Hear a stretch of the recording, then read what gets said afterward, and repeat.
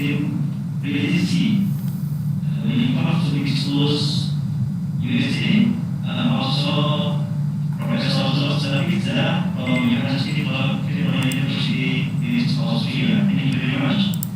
And also my profound appreciation those who are our recruiters today, Dr. Natafon, Ricky Palapon from ISC Canada, and also Mr. Imam Hamadi, and also Ms.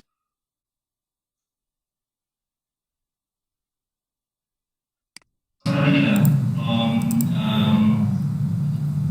University and Sabah University in Indonesia. Ladies and gentlemen, I am pleased to inform you that CCP successfully conducted our first international webinar in 2021. It was participated more than 1,000 participants across several countries worldwide. Therefore, the center would like to thank all the mathematics teachers and all educators, institutions, and beyond, senior teachers and stakeholders for their tremendous support. Ladies and gentlemen, nowadays technology is one of the essential things in our life. Some of them help us in problem solving, also teaching and learning, and also playing. As we know, that technology can be used to help mathematics teaching. It is to promote visualization, interactive media, and also give assistance. There are also some application in the mathematics learning which use technology such as video paper, Desmos, and etc. We have the potential technology in mathematics learning can be helpful for our students to have most important, I think, critical thinking and also critical thinking and collaboration among the students. Here are right now, today, our meeting speakers will deliver and also discuss how we can harness the potential of technology in learning mathematics. If there's any comment, suggestion, ladies and gentlemen, finally, I declare the international idea how to better harness the potential of technology in learning mathematics officially open. We wish you all a pretty good webinar. Stay safe and stay happy. Thank you very much for all of you. Assalamualaikum warahmatullahi wabarakatuh. Thank you very much, Dr. Asmani, for the lecture and has officially opened the meeting.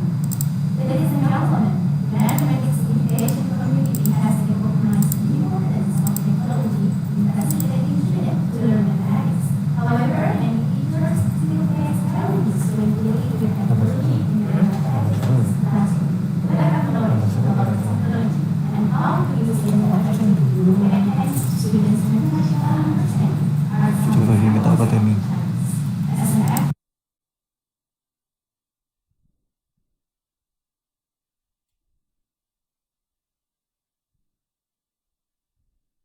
and it is expected that the event will foster the exchange of ideas and strategies for the better integrations of technology in the mathematics classroom. Ladies and gentlemen, before we start the keynote address, allow me to read the webinar protocol. The webinar is recorded, and participants other than keynote speakers are unmuted. Participants joining from Zoom and YouTube should fill the attendance list through the link provided in the Zoom chat box and YouTube description. In the end of the webinar, participants should fill in the evaluation form provided in the Zoom chat box and YouTube description.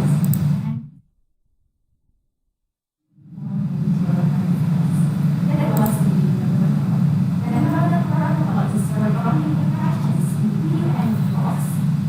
Each keynote speaker will present for 40 minutes, followed by 20 minutes Q&A, and then for the Q&A sessions, for participants joining from Zoom, they may leave their questions in the chat box, and then selected one participant will be given a chance to ask questions directly. And for participants joining from YouTube, Please read the questions on the link provided in the video descriptions. And ladies and gentlemen, I have a very good news for you that we have provided giveaways for the lucky winner. All participants have the same chance. For those who join through Zoom and YouTube, please, here is the easy way to do. For to win the giveaway, please the first follow SEAOiM Instagram at SEAOiM, and second, please capture the webinar by taking screenshot or recording during the webinar. And the third, please upload your screenshot of pictures of our video, and please upload them to your Instagram story and mention at SEAOiM. And the winners will be announced this weekend. Thank you. And ladies and gentlemen, without any further ado, we will begin the sessions, the first sessions of keynote address, the sessions of Mr. Tim Nesinski from the Medford Public Schools, Connecticut, USA, and the sessions will be led by the moderator who joined us online today.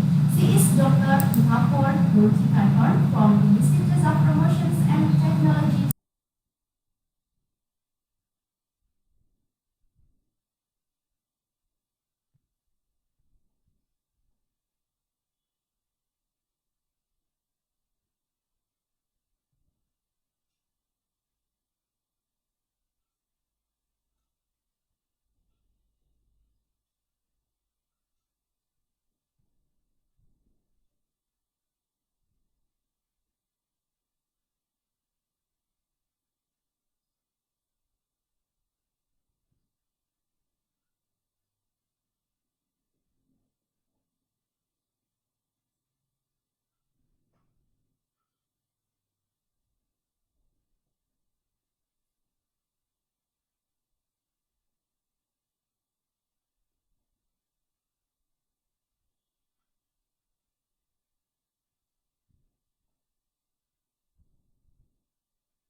Received the Royal Thai Government Scholarship to study PhD in mycology at Liverpool John Lewis University, Liverpool, United Kingdom, and she was granted the Vice Postdoctoral Scholarship to work on Chinese philosophy at Chinese Academy of Sciences in Beijing, China. Dr. Mahapur, I hand over this welcome to you. Thank you very much, Ray. Thank you for the introduction. And good morning to you all Madam International. It is a very pleasure to have the opportunity to be here today. First of all, we have technology is part of our life. We use technology every day. Mobile phones, laptops, applications, home applications. Since COVID-19 pandemic, technology becomes practice like a great world. As we work, we always make contact easier. Whether we have ingredients to travel, which we're going to do. Teachers and educators have to interact using technology all through, but the problem is struggle on how to use it effectively. However, teacher, we use the university. It is here to share with us how to enhance video learning using technology. With the university is mathematician. He is a teacher for the ones who have rules and a part of internet and mathematics education component at the residency class. He is the former professional development director at the Riva and a former full-time internet and mathematics education component. Teacher, educator, and author. Prior to this, he was a full-time high school mathematics teacher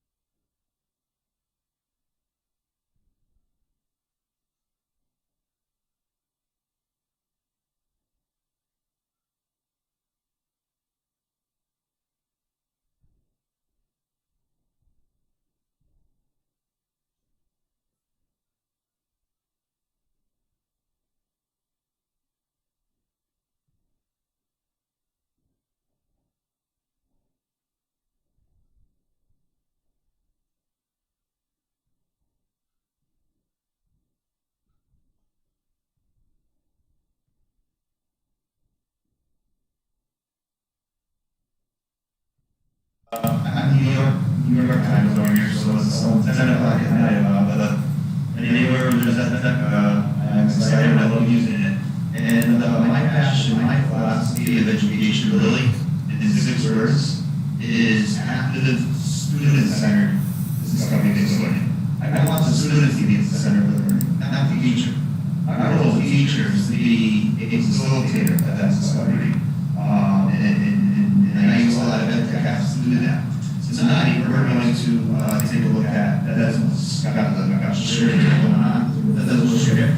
But we're going to look at Desmos. And I don't know how many of you heard of Desmos, but it is one amazing app. I love using it. My students love using it. And you're going to experience tonight, I'm not going to lecture for 40 minutes, but I'm going to have you actively engaged right by your computers, and you can see the training.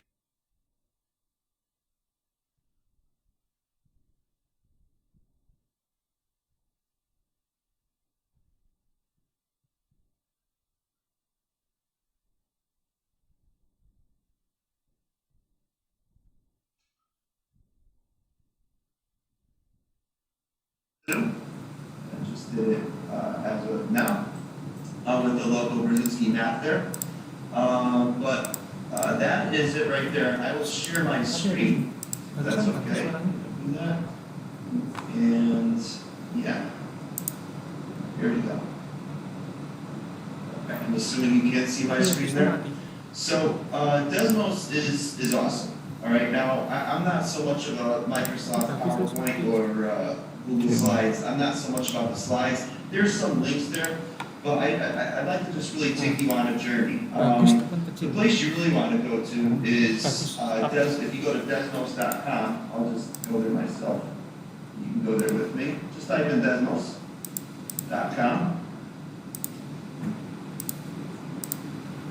And you get a very beautiful looking site like this. So Desmos has a few apps, which I'm sure some of you have seen. They have a graphic calculator, scientific calculator, it's all there. But I absolutely love the activities for teachers. Desmos has a team of educators and engineers, programmers. They have a team that they author and they curate many activities. They do research on these and they test their effectiveness and they go back to the table and they revise them and they make them even better. Okay, so we're going to go browse activities here and you'll find a lot that you can choose from here.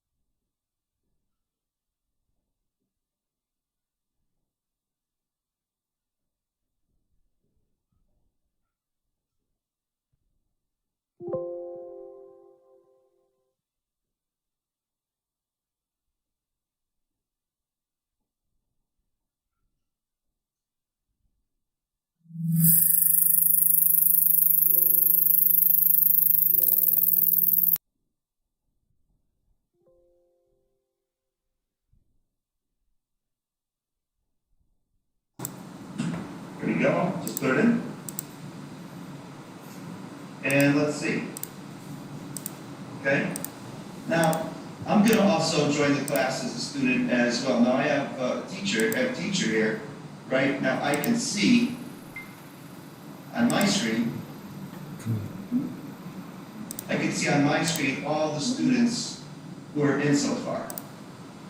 Okay, Now, you're going to be on your own tab, right, in your Chrome browser.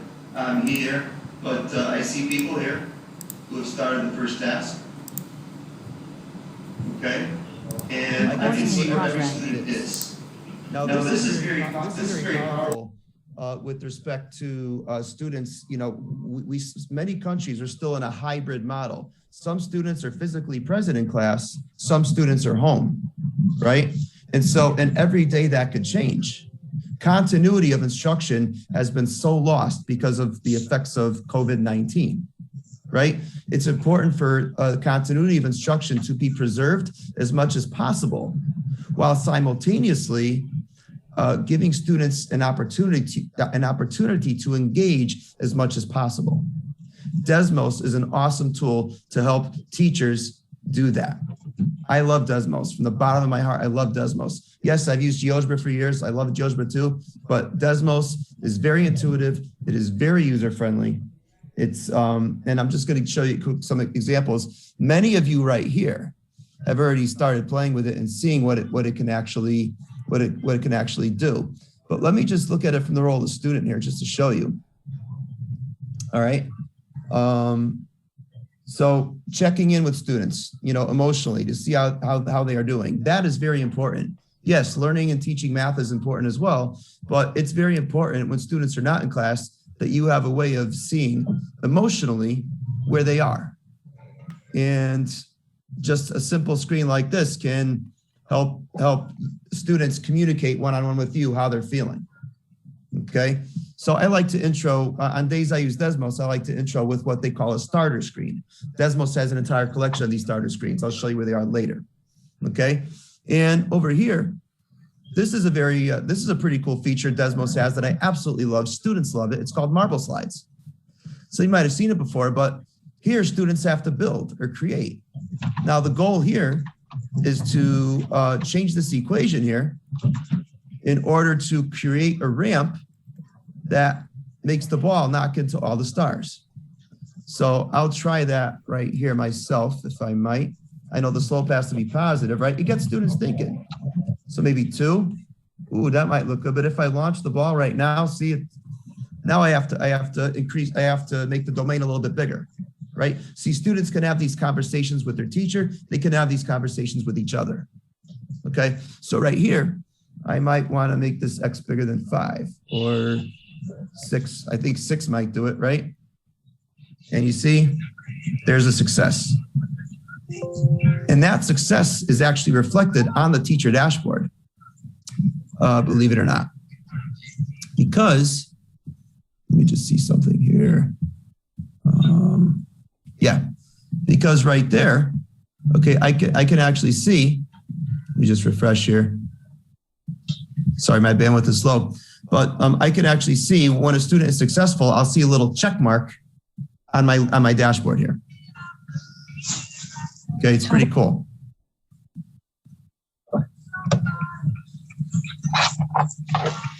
Okay, sorry. Okay, but right here, let me just go back. There we go. See, I could see all students here in real time. Look at that. I could see where they are. This is the teacher view of every student in the class. I can see where they are. Now, this is a huge class. There's hundreds of people here. No, but if you have a class of 20 or 30 students, it's easy to keep track, formatively assess their progress in real time. It is amazing. And the summary here, if I go back, you see here? Here I could see which students have successfully completed the marble slide activity. And I could also see which students haven't started and which students are still working on it. Okay. Now, I absolutely love this next. I want to show you this next screen 3. If you go to the third screen, okay, in the upper right corner, you'll see next there. Let me go to this one here. This is the third. This is the third screen, the activity. But look at what you could do with Desmos here. This is absolutely amazing. But you can have students create their own graphs and watch an animation. Watch this. Distance versus time. I'm sketching my own graph and I play it. Look at that. That is amazing. Students can make powerful conceptual connections between a function this expressed as a graph and actually interpret that function with respect to contextually what is really happening here. Here, we're actually looking at the distance the turtle is from the water with respect to time. But let me go back and erase. You can always erase. This is a sketch. This is a sketch here. I can erase it there. By the way, this was taken from, if you really love this activity, this was actually taken from Turtle Crossing. That was an activity. The whole activity can be found in that hyperlink right there if you're really interested. Okay, there's a lot of them. But I always ask the students, what would it look like? What if I did, one of the questions, what if it looked like this? What if a distance versus time graph looked like this? And I ask students, how would you describe what happens? Well, what would it look like? If I played this out, what would it look like? Well, now I can. Watch closely. Ooh, why are two turtles? Where did that come from? You see what I mean? And in the Desmos activity from which this came, the activity asks students to actually sketch various models of, they give a story. Can you sketch the model? Can you predict what it's going to look like? See, there's a lot of higher level thinking going on in activities like this for students who are present in class and for students who are home.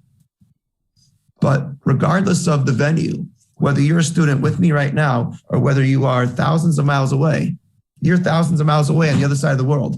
But yeah, I could see your progress in real time. That's the power of Desmos. It's amazing. One of their mission their mission statement is to, I think, something like they want to get students to love math and love learning math. And they do an outstanding and amazing job at it. It's just unbelievable. Now, you can build these activities yourself. Now, something like this requires some advanced programming called computation layer, which we're not going to touch tonight at all. But you can, if you go to the fourth screen in the activity, you can actually create matching exercises. These are called card sorts. Okay. Again, not a higher level thinking task, but card sorts are great for when you want to have quick matching exercises for students. So, for example, this one asks students to match 4 slopes with 4 pictures, right? So right here, I could actually click on a card and make it larger. Oh, that slope is 5 over 5/3. So I will put this one over here. If you actually put a card on, put 2 cards on each other, you could start forming pairs. You could even put more in one, 3 or 4 in one. Which belong, which don't belong. You can ask lots of different types of questions with card sorts here in Desmos. Very, very easy to do. I'll show you how to do that later on in the talk. Okay, so obviously let's get this right here. So you know this goes here. So we can quickly assess students in real time. Now, I have to admit that the level of complexity of this task is very low. This is not a higher level thinking kind of question. This is true, or this is like on the level of true, false, identify, list, match. That's lower level thinking. And in a 21st century world, any kind of questions we give students, the few questions we give students that have them do something like this, the feedback needs to be automatic. Teachers should not be wasting time collecting papers and looking at B, C, B, A, B. We can have a computer do that, right? Teachers are needed. We want to actually spend time analyzing students' higher responses to higher level questions, like the turtle one I just showed you, if that makes sense. Okay. Now, again, many features, checkboxes. This is an example of checkboxes here. Which of the following functions are even? You know, again, quick assessment pieces. You see what I'm saying? And on my teacher dashboard, I will see a check if you get it right. I'll see an X if you don't. Okay.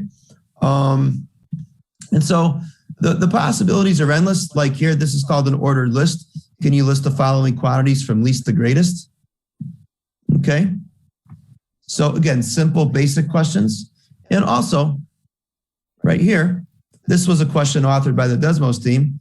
Can you create a rectangle with an area of 24 and a perimeter of 22? And I think it's actually 3 by 8, if I remember correctly. Right, 6 and 8 is 14 and 8 is 20. So I try it and it fits. But if I reset it, let me try 2 by 8. Let's see what happens there. Oh, gosh, 2, not quite, right? So you see what I mean? So Desmos has a lot of curated activities. I'm going to take you on a little journey with that. As a student, that's like a little sampler of what you can expect with Desmos. But you can learn a lot just by simply browsing what they have on their site. It's a very beautiful site. It's very well organized, clean, right? Unlike other sites I've explored in the past, but it's pretty darn amazing. So yeah, that's a little sampler of Desmos looking at the role of the student. Now let's put on the teacher hat. Let's actually walk through, how do I find an activity? How do I build a Desmos activity? Okay, we'll go through that next. And can I ask a question? I know I started before 9 o'clock a.m. Do I still go to 9:40 a.m. or do I stop at 9:30? Like, how do you want me to? What time do you want me to end?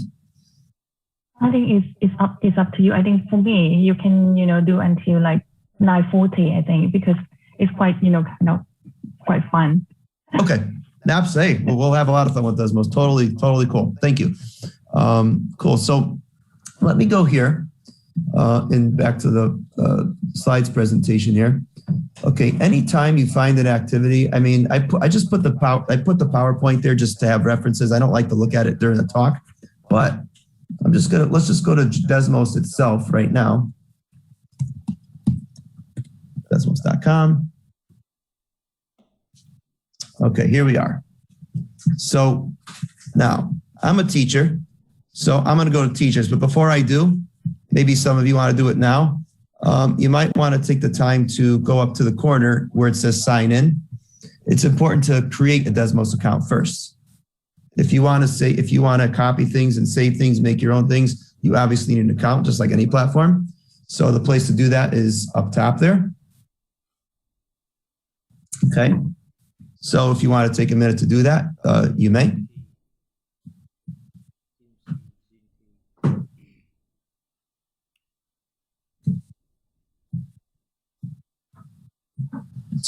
That's yeah.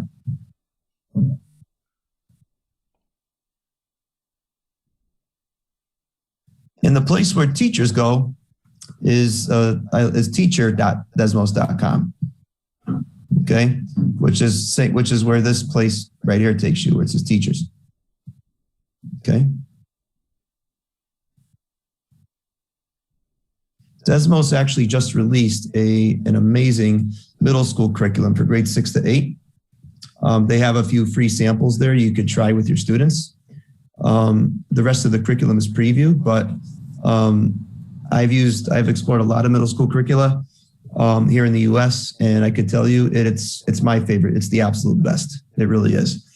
Engaging, amazing, and yeah. So anyway, but that's where you could preview that curriculum. If you're a middle school teacher, you definitely want to check that out and see that. So and it's a very reasonable cost too for school districts here in the US and definitely internationally as well. But we're basically, you could search for activities here. You can create your own, but I want to show you something here, for example, like linear functions, right? These are popular topics. So, where I find things, but these are activities created by the Desmos team, and they have been polished. They are top notch. In fact, that marble slides activity that I showed you can be found right here. I stole a slide from there. And basically, if you have Algebra 1 students who are working with linear equations, you could have them do that. Now, you can preview, you can preview this activity by going to the screens at the very bottom of your screen. Okay? Teachers can always preview what an activity looks like at the very bottom. So, show you what I mean here. So, right there, it just tells students, hey, this is the launch button. The goal is to knock down all the stars, right? And so here, now look at the directions here. Change one number Just one number in the row below to fix the marble slide. Just change one. See the progression? It's not like I threw something at students and say type something. Desmos scaffolds their activities, right? We start with something easy, we work our way, we ask the critical thinking questions along the way. So obviously it's a y-intercept issue, right? It should be down a little more. Maybe I should make that a -1. Nope, -2. Yeah, I think that'll work. Maybe make it -2.1. I hit the launch button and I get a success, right? And so you can always test an activity out to see what students will experience by going to the very bottom of the activity. You'll see the preview screens right lined up down there. Okay, the next button there. Now we have to change another number. I guess in this case it's the slope, right? 1/2. Launch it. There we go. By the way, if you like what you see, you could create your own. You could actually tell where Desmos to put the purple ball, and you could put the stars anywhere you want, and you could create your own challenge. Parabolas, conics, trigonometric functions. I've seen teachers and students make some pretty hard challenges where balls are going up into curves and dropping down chutes, and it's just unbelievable, right? It's pretty cool. So that's what you could create. And now we talk about domain restrictions. So see, we slowly work our way here until we get to something like this screen. We get to something like this screen, say right over here. Where is it? Maybe that's it. Like this, no, it was one of the next few ones. I think it was screen 15. But anyway, it gets progressively more difficult. But the thing is, it's scaffolded. It's challenging. It gets students to think. So even here, for example, in another challenge, marble slide here, right? Now they're asking students to type as many equations of lines as they need to collect all the stars. Again, the possibilities are endless, infinitely many solutions, right? All students have to do is come up with one. But see here, I would rather have students. Now, this is a great means of alternate assessment. What do I mean? It's like with COVID-19, giving out those paper-based exams, put your calculator away, no phones, right? It can't exist in this realm. It cannot. But can we as teachers assess students in their ability not only to perform mathematically, but how about we test their ability to create mathematically? Here we make mathematics an art, right? And Desmos actually has art projects. They actually give the Desmos Poster Art Challenge, I think it's called. It's at the bottom of their website. You can check it out.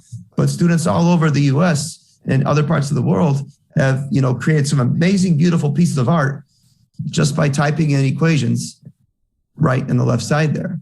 So I'm thinking here, well, maybe I need to put a ramp here and then another ramp maybe collected over here, right? So see, it gets students to think negative slope, domain restriction, they type it in, okay? So and by the way, they also have it for, I think they have marble slides for every type of function students learn, like quadratics even. See marble slides right here, parabolas. Now, if you like it, let's suppose you like it just as it is. You see right here? I'll give you an example. You have some sample responses that could work. But see here, they want students to fix this quadratic here in order to get the stars to knock down somehow, right? And so again, this isn't the only, by the way, students won't see this if you make a session out of it. This is for the teacher only. But there are ways to do this. So if you like an activity you see in Desmos and you want to use it as it is, what you have to do as a teacher is go to where it says assign, right up here. Now, you could create a single session code, which is what I did previously to have everybody here join, right?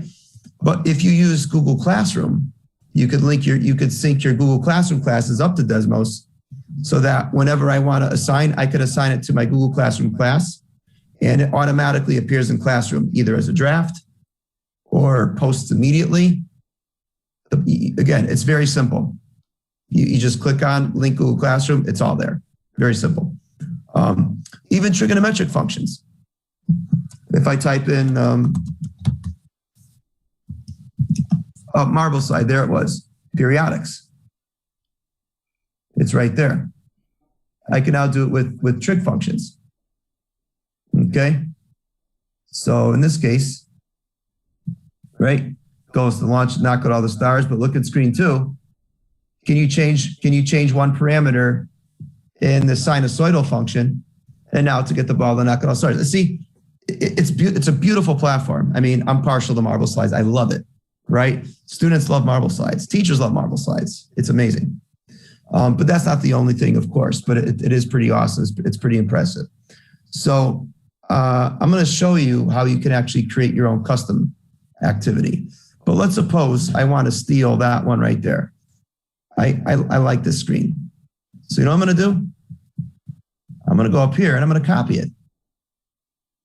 I'm going to author my own activity now. I'm playing teacher. I'm going to author my activity, but I love this screen just as it is. So what you could do at Desmos so easily, you just click this button up here, copy the screen. Now I'm going to paste it into what we call Activity Builder. Activity Builder is where teachers build Desmos activities that actively engage students. And that's where we're going to go now. We're going to plan for active instruction, whether students are home or whether students are in class. The point is they need to be engaged. They need to be the critical thinkers. See, this is the antithesis of direct lecture. It's the total opposite. Students, like teacher, is not the center of attention anymore. The students are in the center of attention. That's why I keep saying active, student-centered learning. Desmos is a perfect setting to make that happen. So let's do it. Now, I need to be logged in, which I am, okay? And where I want to go now is right here, custom. Okay, I'm going to create a custom activity. Or actually, this is custom activities I have here. I have a few custom activities I made over the last few months, even the one I did here for the talk. But right here, I'm going to go to new activity. Okay, new activity. Sample Desmos activity. Let's build, exclamation mark. And then I create. So here we are. Now this interface is pretty powerful. Now these are called screens. I could add screens. Remember the screens we had, this little plus icon right here? I could add more, right? I can delete some. I could shuffle them, move them around. Okay, pretty neat. But let's actually take, you know what? I'm actually going to take something here. I'm going to go to another site for a second. Teacher.desmos.com, because I know it exists, but I'm going to find the starter screen that Desmos has. I'm going to check in with my students emotionally, social emotionally, see how they're doing. Starter screens. Screens for checking in. You could shop around. It's pretty cool. See, how are you feeling? How are you feeling today? Tell me what's going on. Simple, right? Desmos made this. Again, remember, if I want to copy it, I could copy that screen. Okay, and now, whoops, not there, not there. I have too many tabs open. There it is. No. There it is. Now I can actually, if I just paste Command V, it goes right in there. Again, I copy from any screen there. Copy it right up there, and you can paste it in your own Desmos activity. I do it all the time. Teachers do it all the time. Here in the US, we do it a lot. Okay, but now if I want to see what it looks like, I go up here, not publish, but I go to preview it. I could preview it as a student. Okay, this is what the student sees. Again, they don't see teacher moves, but they see all this. All right, and you could type in here. You could even type math in here. Like actually this, I'll show you quickly when you want a response. You could have students insert an image in a response. They could type math and they could type regular letters. It's pretty cool. And it's very, very user-friendly. But you'll see feedback instantly on your teacher dashboard. All right, so now, here we go. Now I'm gonna show just a couple things here. Maybe one of the ones to write, some students like, teachers like to write a note to students. Hey students, please do the following, right? And they do that, but students need to type in text here. So you put text input, or I might have to have some math input. But you see here, you could actually take these items and move them around. Like you could shuffle them around. It's like you're building your own website, but you're building an activity, right? So, hello everybody. And you could put a title of the screen right here. So if I preview it, see here, hello everybody, and I have here. Remember, this here was the text box. This was the math input box. This is only for math. F of x equals x squared plus 2. So I might want to go here. I might want to go here and say, hey, I might want to go here and delete that component. Delete this. I might want to say, hey, author a function that is odd. And let's preview it. F of x equals, say, x squared or something like that, right? Actually, that's not odd. What am I talking about? That's odd, right? X. And I could submit it, right? Now, I have the option. What if I want to, I might want to ask students to explain their answer and show students their classmates' responses, right? That's up to you as the teacher. But look at when I preview it now. Okay, f of x equals x cubed. Submit. Ooh, now I have to explain, right? And this is where it gets cool. People at home, people in class, I could see all their thoughts. I could read them quickly in real time, and they'll appear one by one on the teacher dashboard. I see it. We'll try it at the end if we have time, okay? But that's an example there. Now another example, I'll show you. Let's do a marble slides in here, right here. Marble slides. Okay, I'm going to choose it. Now with marble slides, you can't put anything else in there. That's the only thing it takes up. Where do you want to put the ball? I'm going to put the ball, let's say, I don't know, -2, 6. Right? I must have to zoom out a little bit there. See it there? Here's the ball. And let's put the stars at, let's just make a line and keep it easy, right? Let's put them at negative, let's put it 0, 0, 4.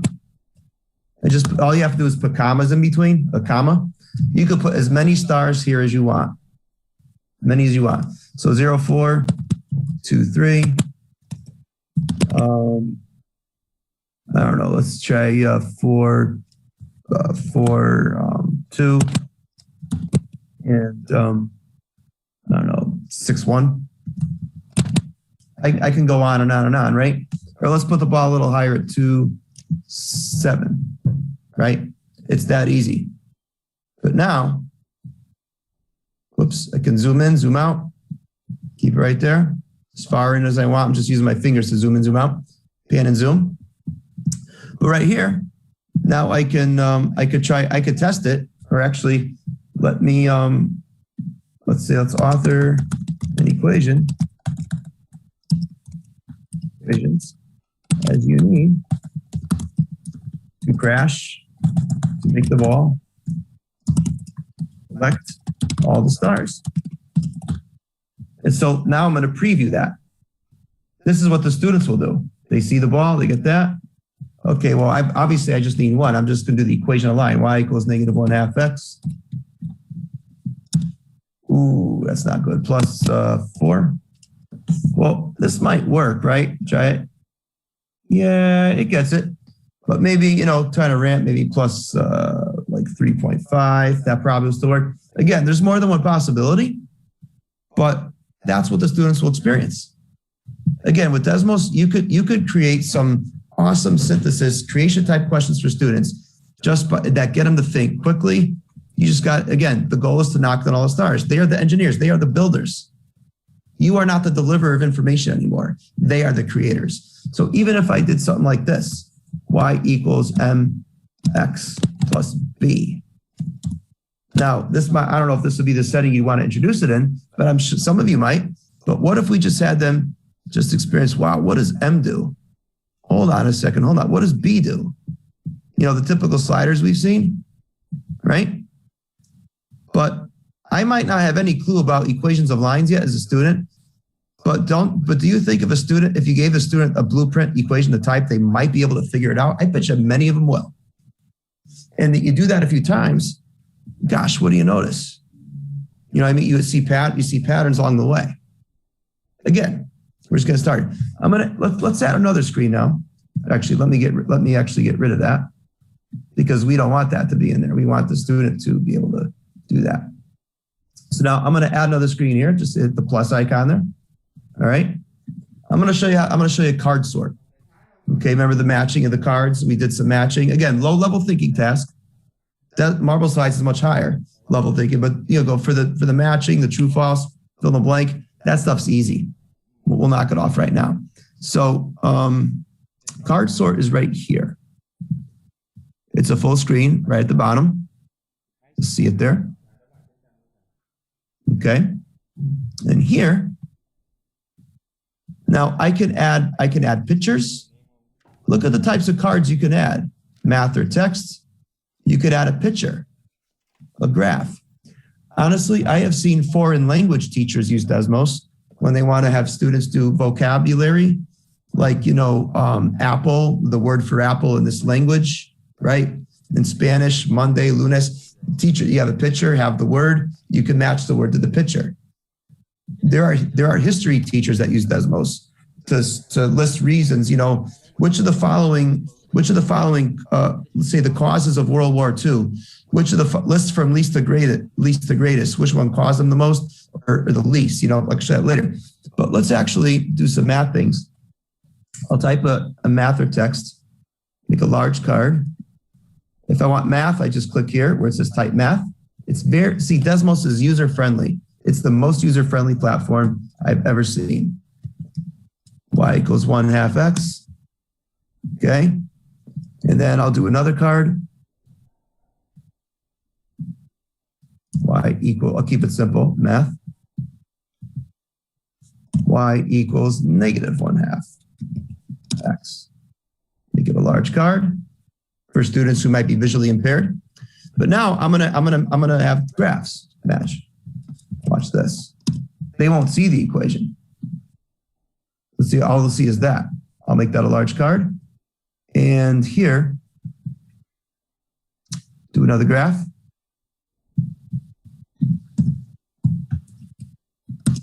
Type it in. And so now I'm gonna make my, let me just do one more here to make it complicated here. Let's say, right? Y equals 2x. And we'll go faster. We can do y equals -2x, large card, or maybe I shouldn't have make them all large because there's a lot of cards now on the screen.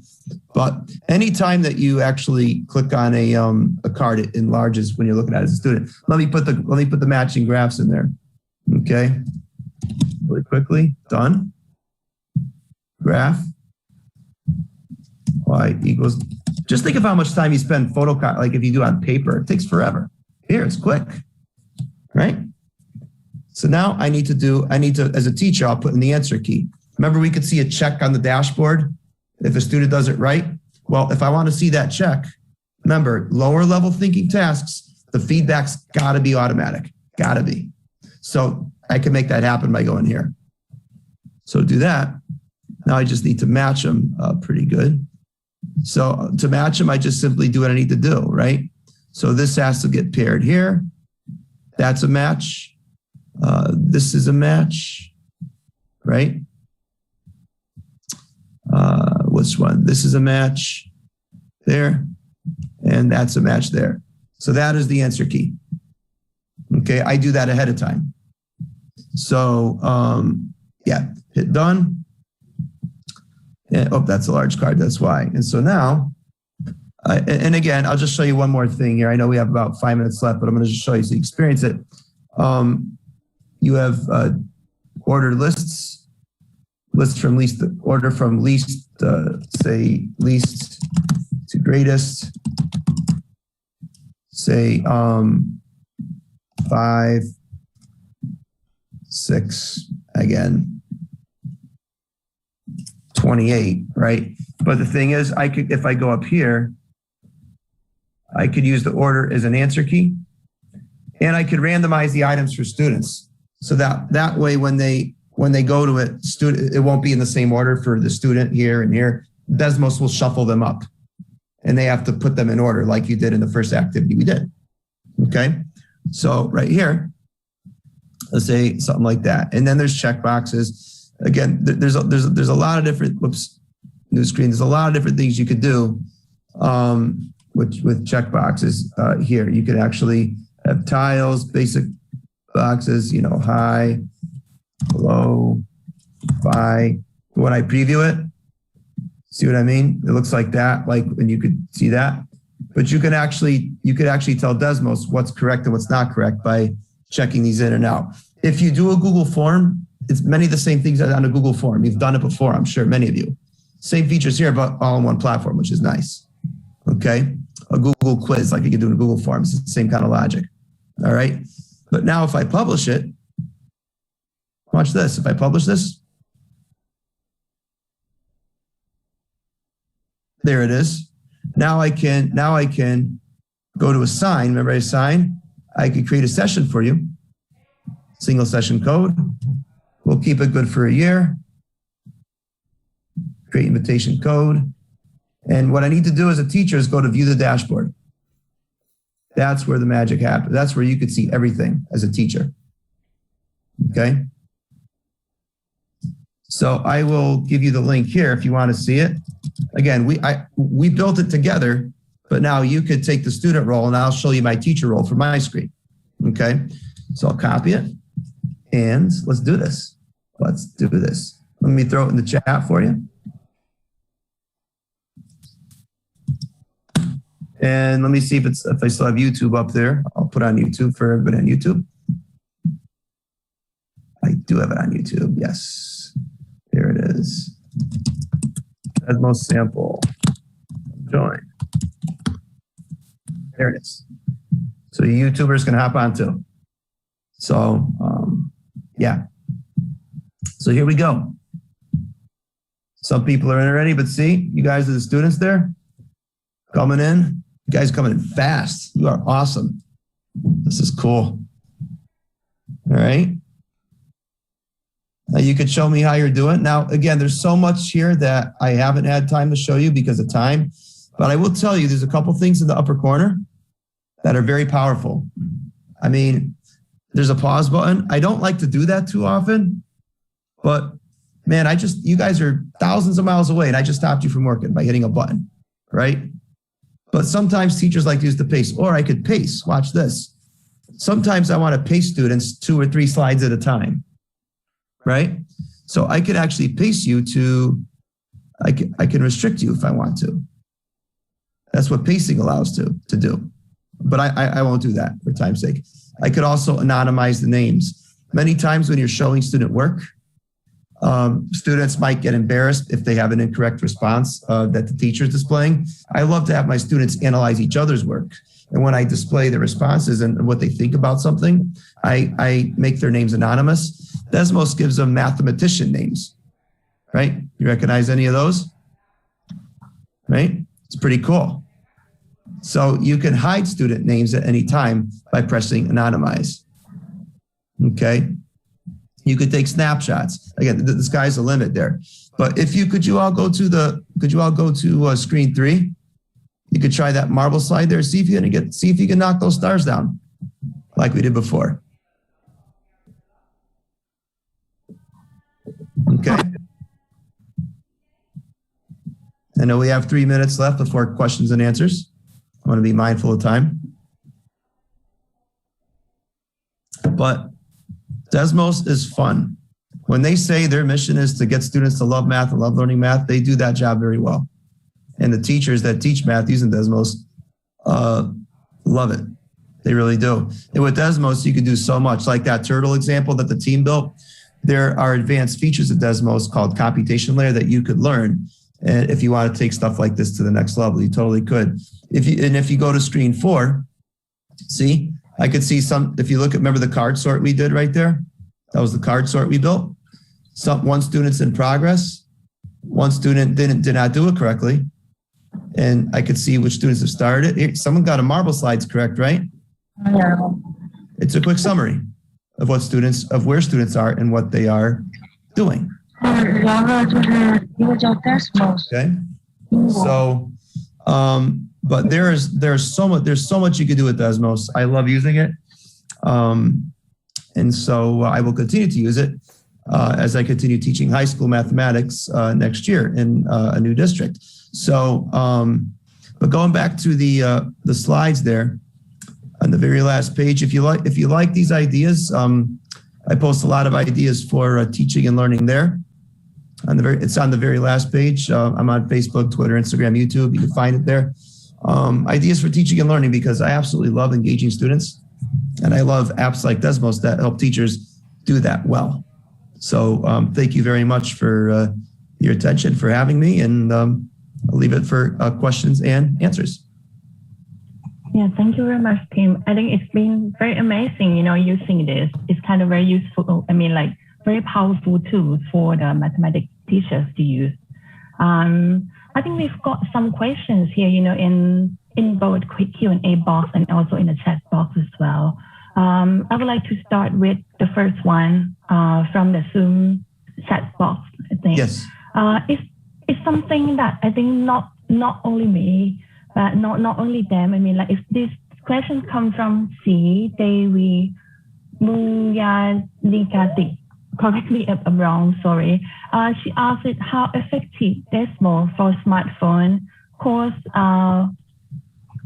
where she lives at the village and most of her students don't have PC or laptop. I think it's quite the same problem, with many countries that Yes. they have only like smartphone and kind of very small one, but they don't have the PC or the laptop or even iPad or tablet to use. So with kind of effective for them to use. I have used Desmos. I have had students forget to bring their Chromebook to school. So you never forget your phone. So get your phone out. Well, in my bed, so I said, listen, use your phone. I actually would have them use their phone. Now, some Desmos, they're like, if you have a card sort with like 20 cards on it, that's going to be hard to do on a phone, right? You'll get Desmos will give you a large screen warning and it'll kind of warn you. You sure you want to go ahead? But there have been some activities I've been able to do with students who don't have the computer. They've done it on their mobile phone and with much success. So you can access it through the web on a phone. Absolutely. Okay, right. Yes. Can I answer I see some questions in the Zoom chat. Can I answer a couple? Yes, please. Adding a co-teacher for teachers that team teach together. I forgot to show that. That can be done right here. Say for this this activity that we're currently in now. If I go here, if I go right here to share dashboard. So you click on the title of the activity up top. You could share the dashboard. I go here and I type the email of my colleague. That way, when he or she gets the link, the link for the dashboard, they will be able to open it, but everybody else in the world will not be able to. So that's how so that answers that question there. And so once person asks, are students able to have interaction with other students to solve certain math problems in Desmos? Yes, they can. I think we're all used to doing, the platform being Desmos to do that. Polygraph, I didn't show you Polygraph. Maybe with time after. Polygraph is the one case I could think of where you can. But we use Zoom, we use Google Meet, we use a lot of things. So we have phones. You know, I think communicating with each other as teachers and students, I think we've solved that problem. But what Desmos says, I want to answer one particular thing with feedback. Okay, in terms of giving students feedback, like I could go to let me click on. I could say go to say now actually say the student who's disguised as Martin Gardner. I could go here, for example, and there's a little icon right here, lesson feedback. On any screen, I can provide written feedback to the student, and I could say, whoa, what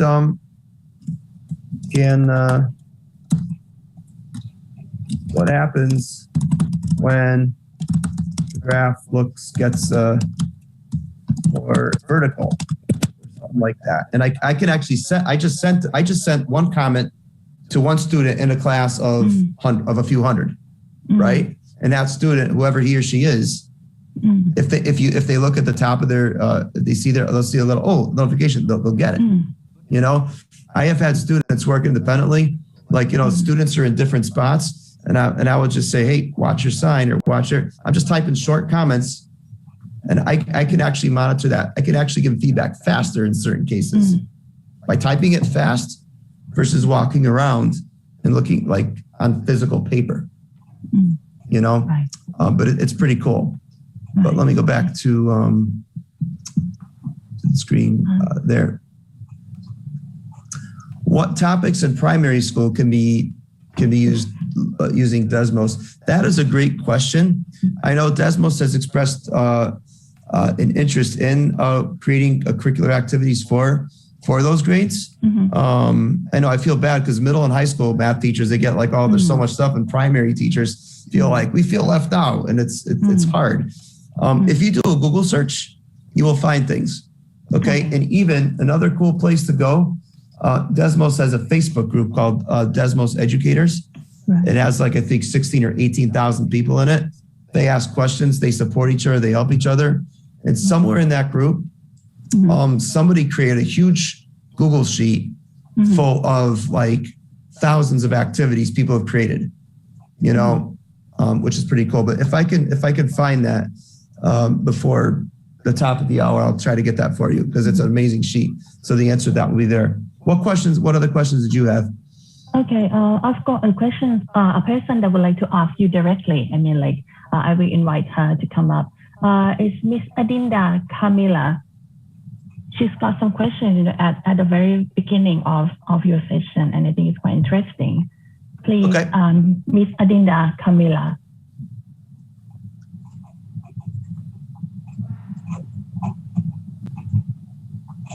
Let me find her.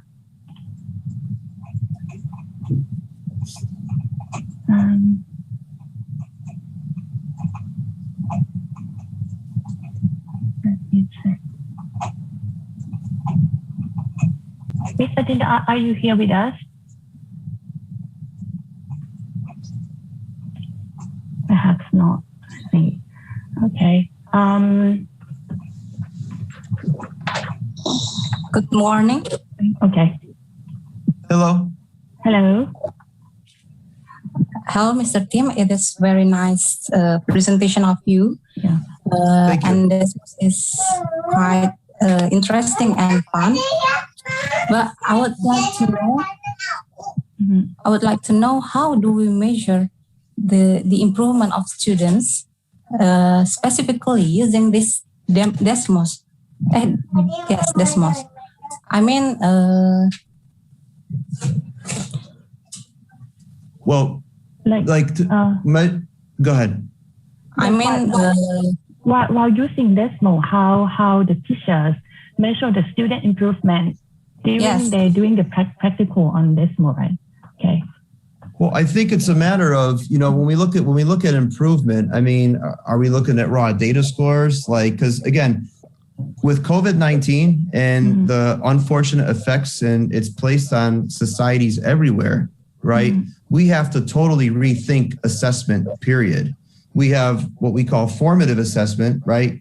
And summative assessment. Now, summative assessment is that end of chapter, end of the course exam, right? Every books away, pencils out, calculate, it's like, show me what you know. What do you remember? But but with COVID-19, we can't do that, right? And people at home here. So we have to rethink assessment and what defines improvement altogether. Now here, if on the screen that I'm showing right now, if I ask you as a student in my class to sketch a function where that has the turtle walking from the grass to the water, but I want him to stop. I want him to stop for 4 seconds along, it's somewhere in the journey and speed up. Say I give you problem characteristics, that is your assessment now. But see, you have the opportunity to test it out again and again and again. Like I could try it here, right? Oh gosh, oh wait, no, the turtle's going up. See, I can learn from that and do that. So, it almost like replaces the need for, it's like, if students can actually build it, then when things get back to normal, when it comes to the high stakes exams, they know it conceptually better than students who just sit in a classroom, listen to a teacher lecture all day and take notes. And, algebra teachers could testify that, when you ask a student to find the slope of a line, they give you the equation. Or when you ask them for an equation, they give you a slope, or they plot an ordered pair. So no real learning really took place there anyway. So with activities like these, the assessment really needs to be built within the lessons, as I know many of you agree that they need to. But I think in terms of measuring improvement in the long run, right? It's for the better. I don't have quantitative data at the moment, but I know Desmos does have a research team. They test these activities, they curate them, they make them better year after year. And if you look at their website on the curriculum site, they actually have studies that have tested the effectiveness of students, pilot districts who are engaged in that. And you could read the literature. It's all on Desmos' site.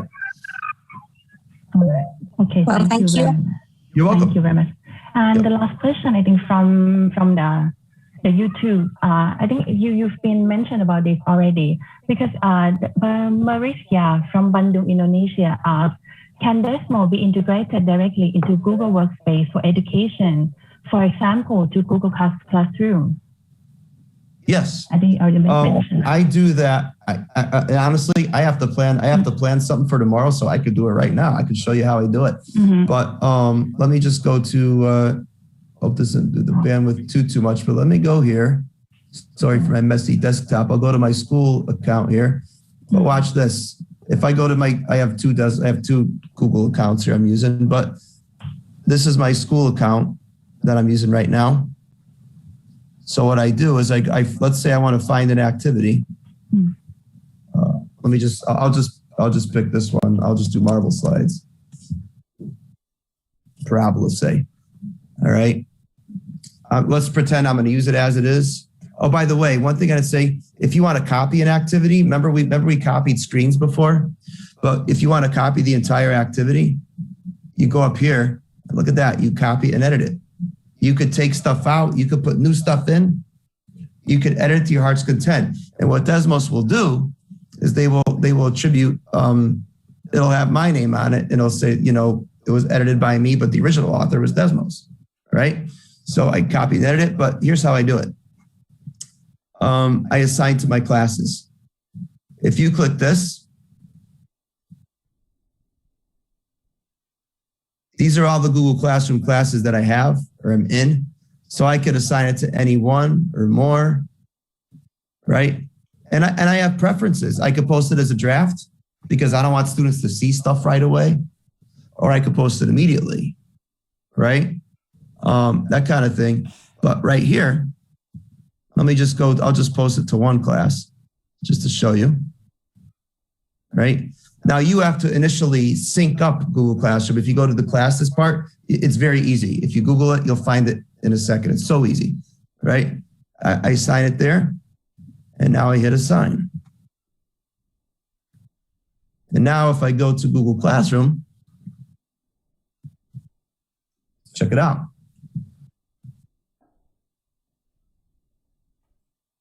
Should be there. I forgot. I think I have too many of them. But I get this one here. Classwork. See, it's right there. That's the one I just did, right? And so you could check as many classes as you want. And Desmos, the way that Desmos syncs up to your Google Classroom classes, it's a beautiful, painless integration. It is like, it's the most user-friendly. It really is. Very nice and yeah. easy. Yeah, very nice indeed. I think the time is up for the Q&A session, but I think the remaining questions can be, leave here. And if we can answer that, we will. But if not, if you don't get answer right away, please feel free to leave it on the SEAOiM webpage or maybe your team, your Facebook or your website as well, right? They can contact you as well. And thank you all for the questions, kind of very interesting. And it has been very good morning, to listen to Tim and to kind of practice along with him as well. And we know technology can do many, the sky is the limit now. I hope that all the teachers will have an idea what to do with the next class of them. And thank you, Tim. Thank you, Mr. Brzezinski, for sharing with us today. And I would like to extend my sincere gratitude to SEAOiM as well for organizing this very useful seminar. And I hope you all enjoy the morning. And thank you. Back to you, Lily. Thank you very much. Thank you. It was a pleasure, an honor. Thank you very much, ladies and gentlemen. Please give a round big applause to Mr. Tim Brzezinski and also Dr. Notapurn. Thank you very much, Mr. Tim Brzezinski, for the insightful presentations about Desmos. And sure, thank you so much for your effort also to share your expertise in our different time zone. And it's time for you to sleep, Mr. Tim? Okay, thank you. Okay. Thank you. Yes, and Dr. Notapurn, thank you so much once again for leading the first keynote address very professionally, and hope we can have more collaborations ahead. Thank you so much. Thank you. Well, ladies and gentlemen, that was the first keynote address. We will continue to the second keynote address. Together, we will hear the presentations of Professor Zod Lafixa from Johannes Kepler University of Linz, Austria. And his sessions will be led by the moderator. He is Mr. Imam Fitri Rahmadi from Pamulang University, Indonesia. Allow me to read the short biography of our second moderator. He is Mr. Imam Fitri Rahmadi, a lecturer at Pamulang University of Indonesia and currently a PhD student as well as a researcher at the Department of STEM Education, Linz School of Education, Johannes Kepler University, Linz, Austria. Educational technology integration into learning and instruction is his overall research interest. His PhD project explores the potentials of user-generated microgames for supporting STEM learning. Good morning, Mr. Imam. Are you here with us? Good morning. Good morning. Thank you, and I hand over the platform to you. All right, thank you very much. Good morning, everyone. We are here. I am speaking in Linz, speaking from Linz, Austria, and here still at 5 in the early morning. But thank you very much, everyone, for inviting us. Also, thank you very much, Prof. Lafixa, for your time. I saw you are already here. Good morning, Prof. Lafixa. Good morning. Oh, great. And before we start, I would like to introduce you with Professor Zod Lafixa from Johannes Kepler University, Linz, Austria. He is a university professor in STEM education research, methods, at the Department of STEM Education, Linz School of Education, Johannes Kepler University, Linz, Austria. He has worked on several research projects examining technology and mathematics teachings in classroom environments. And he has greatly contributed to the development of the GeoGebra community. And I have to mention that Professor Lafixa is my PhD supervisor here in JKU Linz. He is the best supervisor, one of the best supervisors in the world, I believe.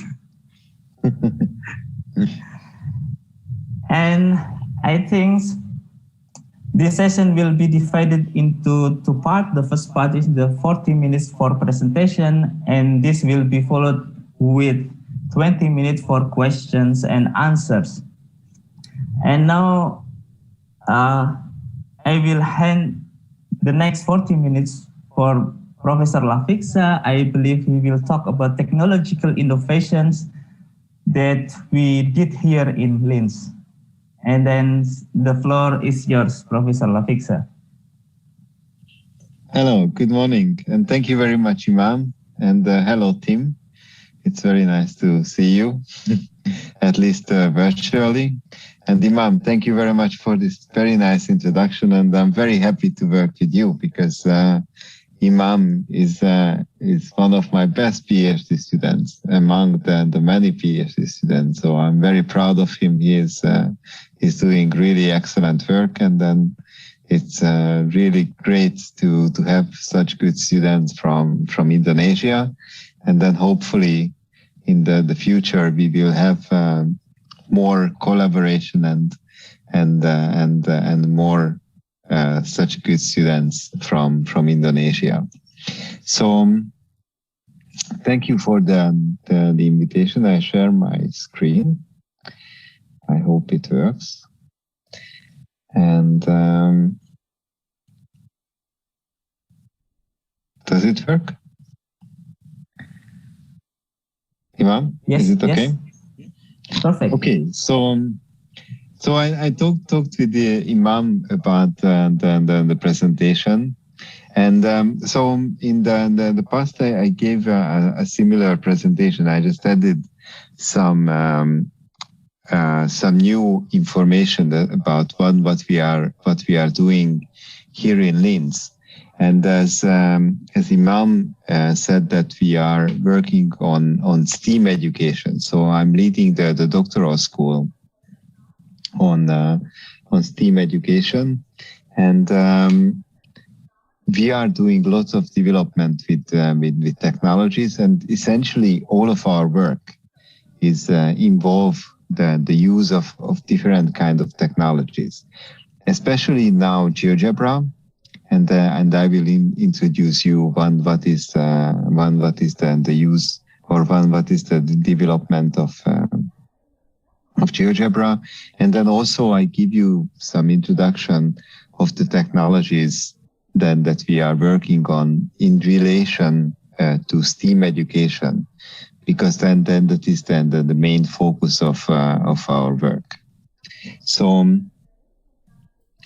let me just start with the introduction. So I'm leading the doctoral school in Linz, and we are working on many interesting topics.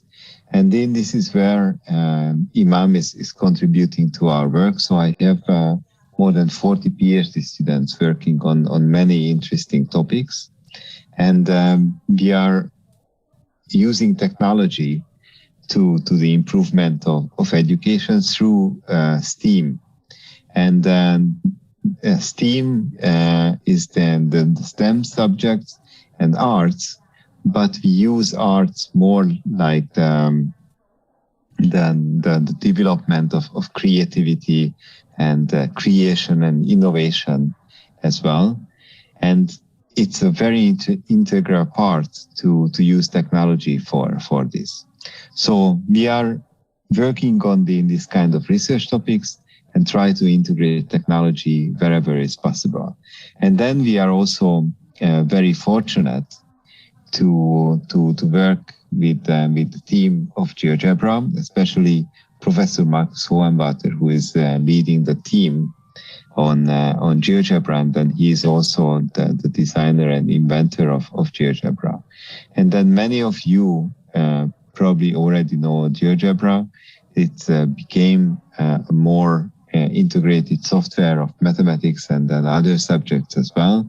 So I give you some updates about what we are working on, and then there are lots of users around GeoGebra. So then this is a huge community, and then working on with millions of users around the world, and it's used from primary to university level. Of course, it's one of the software which is being used in education, but since our team in Linz is based next to the GeoGebra development team. We are working in the GeoGebra 2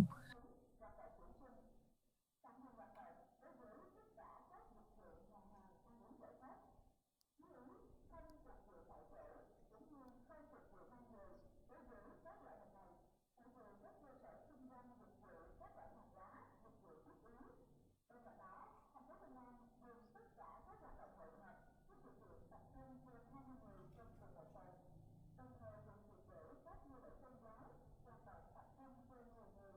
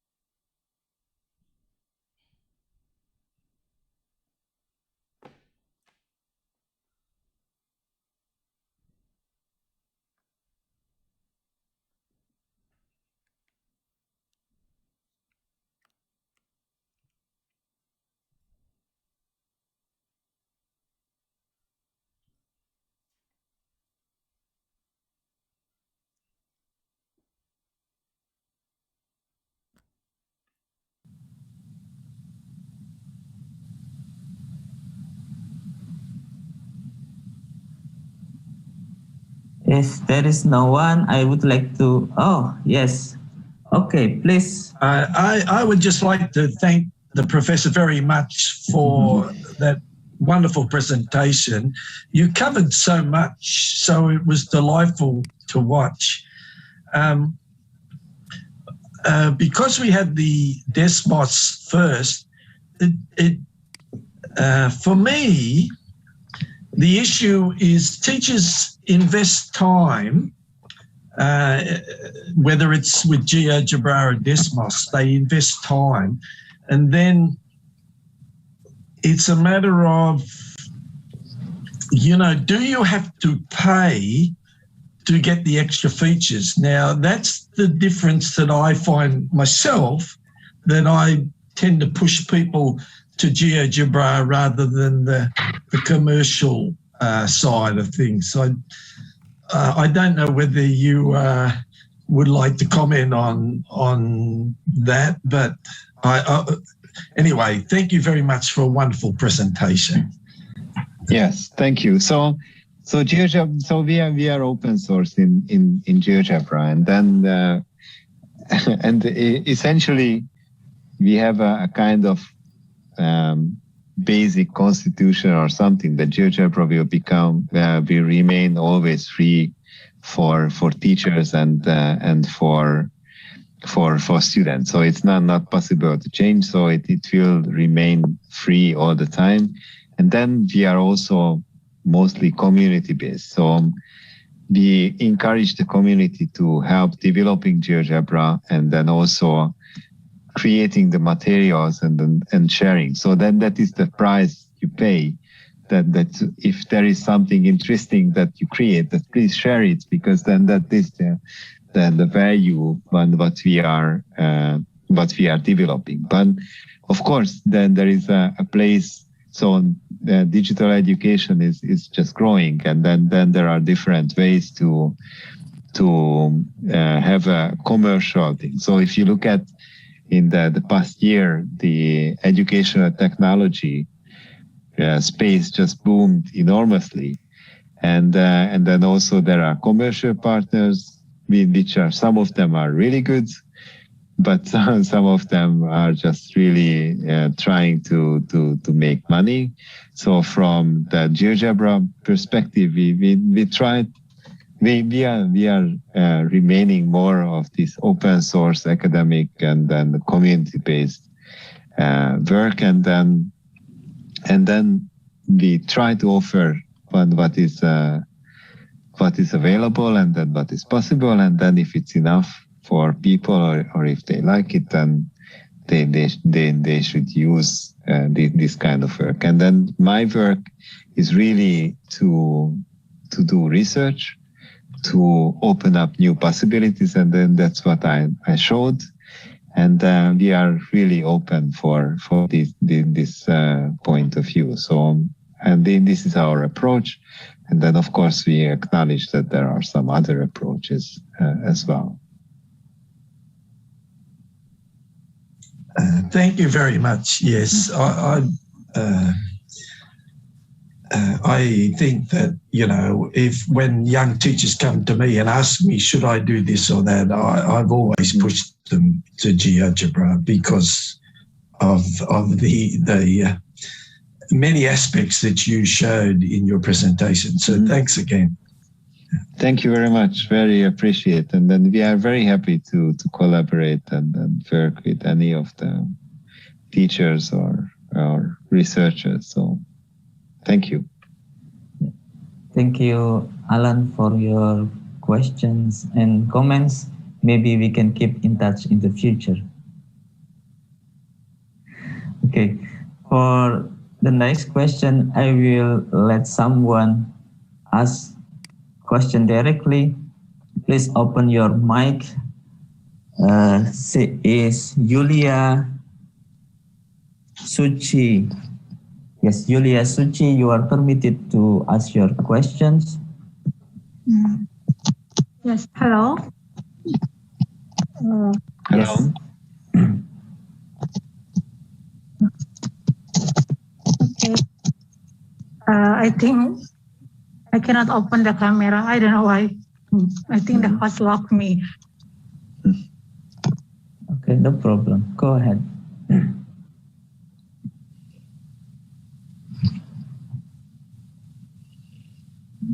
Yes. Okay. Hello, Professor. Good morning. Good morning.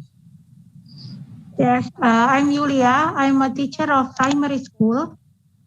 And I'm so interested about your presentation about GeoGebra, about STEM. And I really want to use that one with my students. But, you know, I'm still thinking and keep reading about how to implement the STEM to the young learner for primary school, you know, from 6 to 12 years old. And then as I saw the presentation from you, we can use also origami paper, right?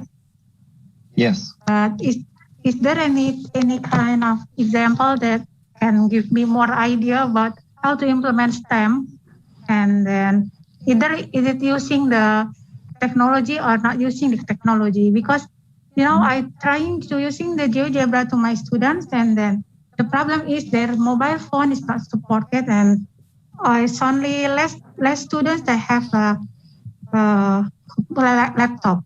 So that's the issue. So I hope that I can get more idea from you, Professor. Thank you.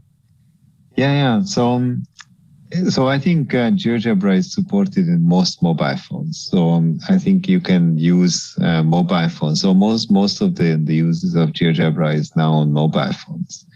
And then also, if you go to the GeoGebra materials website, you will find lots of tutorials and lots of very interesting examples. Same with origami. And then you can use origami. So if you search on the GeoGebra materials, like origami, you will find lots of examples.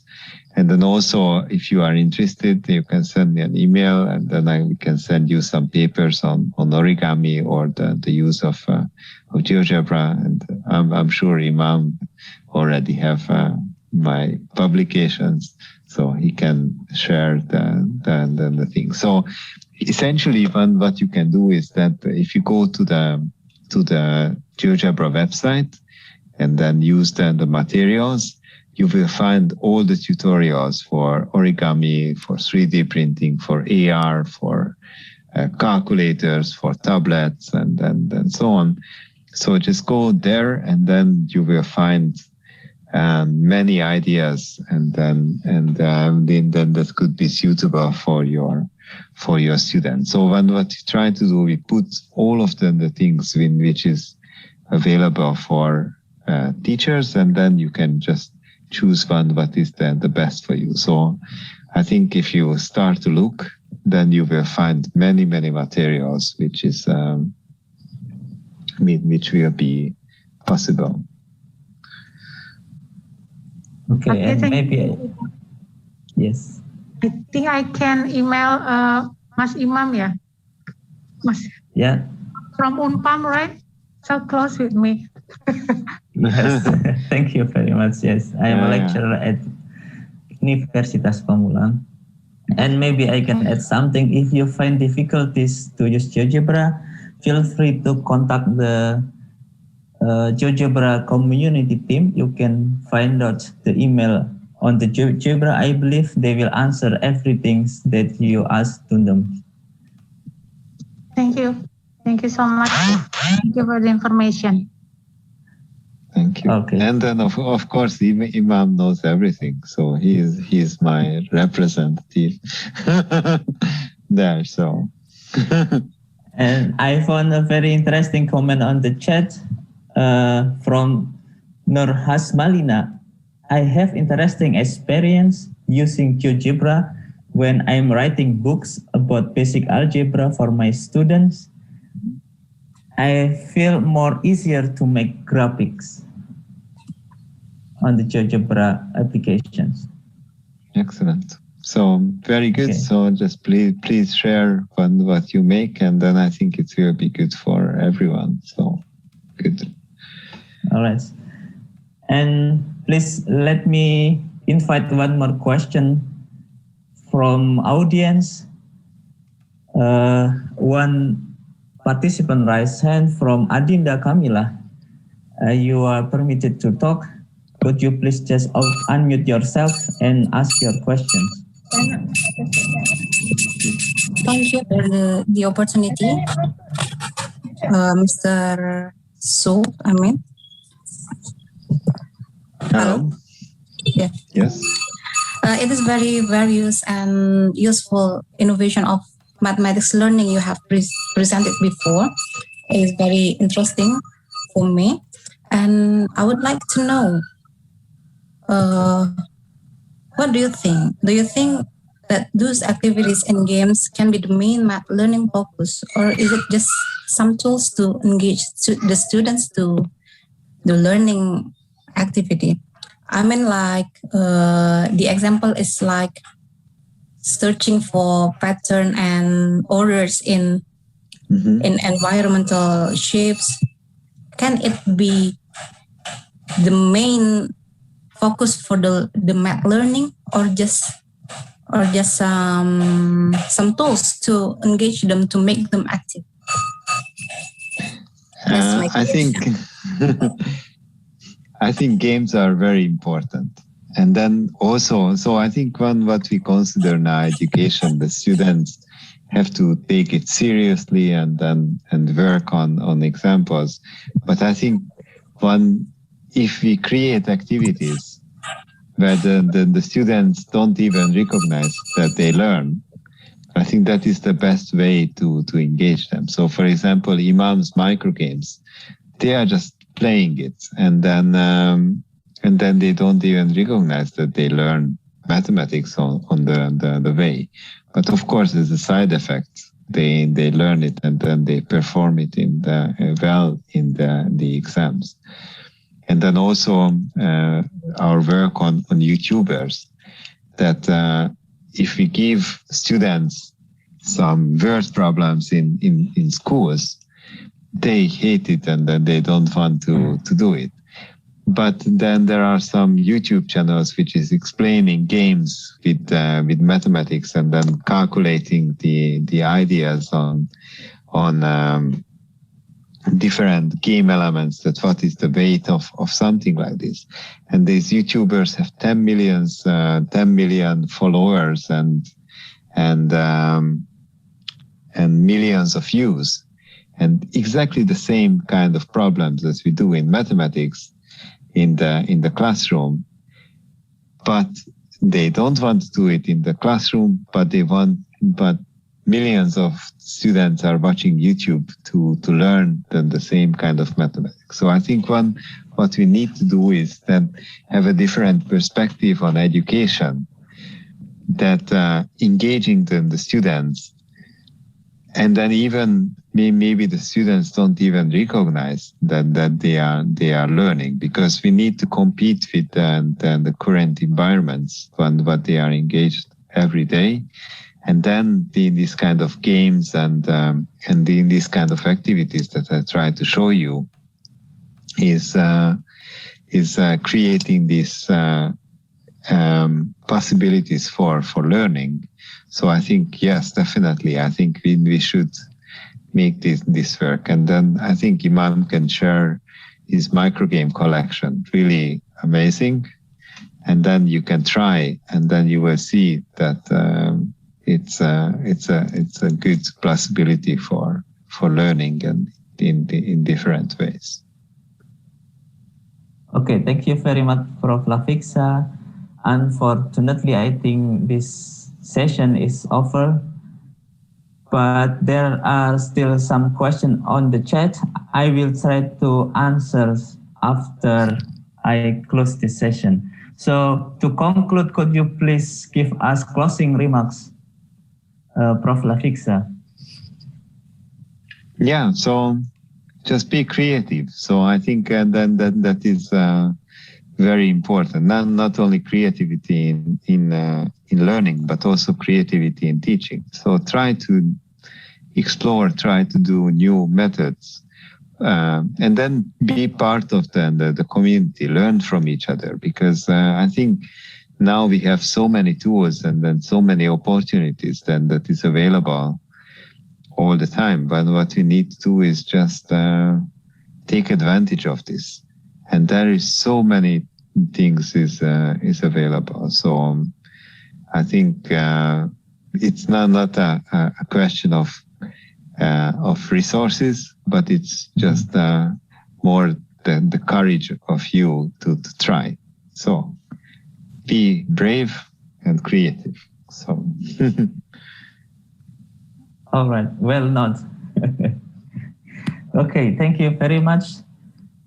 And I would like to hand back this Zoom to Ms. Puspita once again. Thank you very much, Prof. Lafixa. And thank you. Thanks a lot, thank you Imam. very much for inviting us. Yeah, thanks a lot, Imam. You are always great. So. You're welcome. Thank you very much, Mr. Imam, for leading the second session. Please give a round of applause to Professor Lafixa and Mr. Imam. And SEAOiM feels honored to meet the best PhD supervisor and the best PhD student of Lin School of Education. Hope to see and collaborate with you in other SEAOim's program. Thank you very much. Thank you. Ladies and gentlemen, before we move to the last keynote address, I would like to say thank you for those who already joined the giveaway by capturing that moment during today's webinar. We do appreciate it. And for those who haven't joined the giveaway, please don't wait any longer, join now. And the committee has set the attendance link on the Zoom chat box and YouTube description. Please ensure you fill in the attendance list as the record of your participations. Ladies and gentlemen, trust me, this talk will be as much as intriguing as the previous sessions. Now we have reached the last keynote speakers for this webinar, which presented by Dr. Alison Kirk-Wilson from the University of College London. And her session will be led by the moderator from the Sampurna University, Indonesia. But before I give to Ms. Faradila. Ms. Faradila, good morning. Are you here with us? Good morning, Ms. Lally. Yes, thank you. Before I hand over this platform, I will read your short biography. Ms. Faradila Haryani, usually called Fani, is currently a mathematics lecturer from the Mathematics Education Study Program Sampurna University, Indonesia. She holds a bachelor degree in mathematics education from the State University of Surabaya, or UNESA, in 2013 and successfully obtained the 3 best GPA in her faculty. From 2013 to 2014, she worked as a mathematics teacher in SMA Al-Hikmah, Surabaya, before finally pursued her master's degree in mathematical modeling at the University of Birmingham, UK, with an LPDP scholarship. In 2015 until 2016, she started being a research assistant in UNESA. She also contributes to the book writing about best teaching practices during the pandemic, published by Dikmendikbud, the Ministry of Education and Culture, Republic of Indonesia. Her research focus is in educational technology. Ms. Faradila Haryani, I hand over this platform to you. Thank you, Ms. Lally, for the nice introductions. Good morning, almost afternoon, everybody from Jakarta, Indonesia. So today I will serve as a moderator for our last keynote speakers. After we have a very wonderful presentations for our 2 prominent keynote speakers before. So our last keynote speaker will be Dr. Alison Clark-Wilson from University College London, UK. But before we move to her presentations, I would like to read her short biography. So Dr. Alison Clark-Wilson trained to teach secondary schools mathematics in the UK during the early 90s and became an advanced skills teacher who specialized in the use of innovative technologies. Her curiosity and creativity led her to work on a number of national and international curriculum development projects that aim to make mathematics accessible to all learners through engaging and context-based math activities that bring the concepts to life, especially algebra.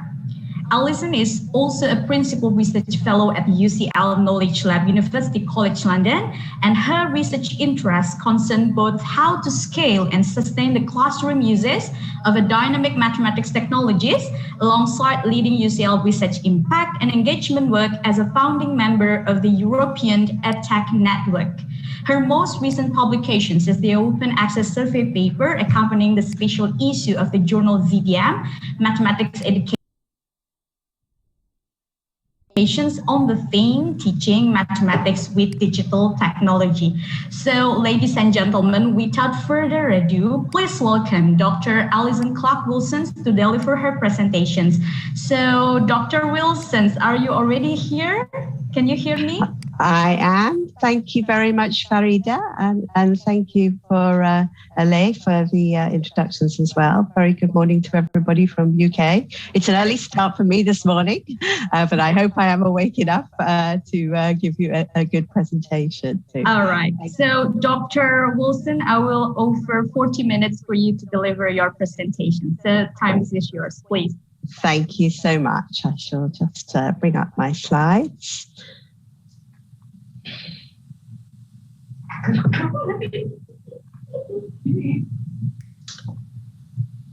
No, that's good.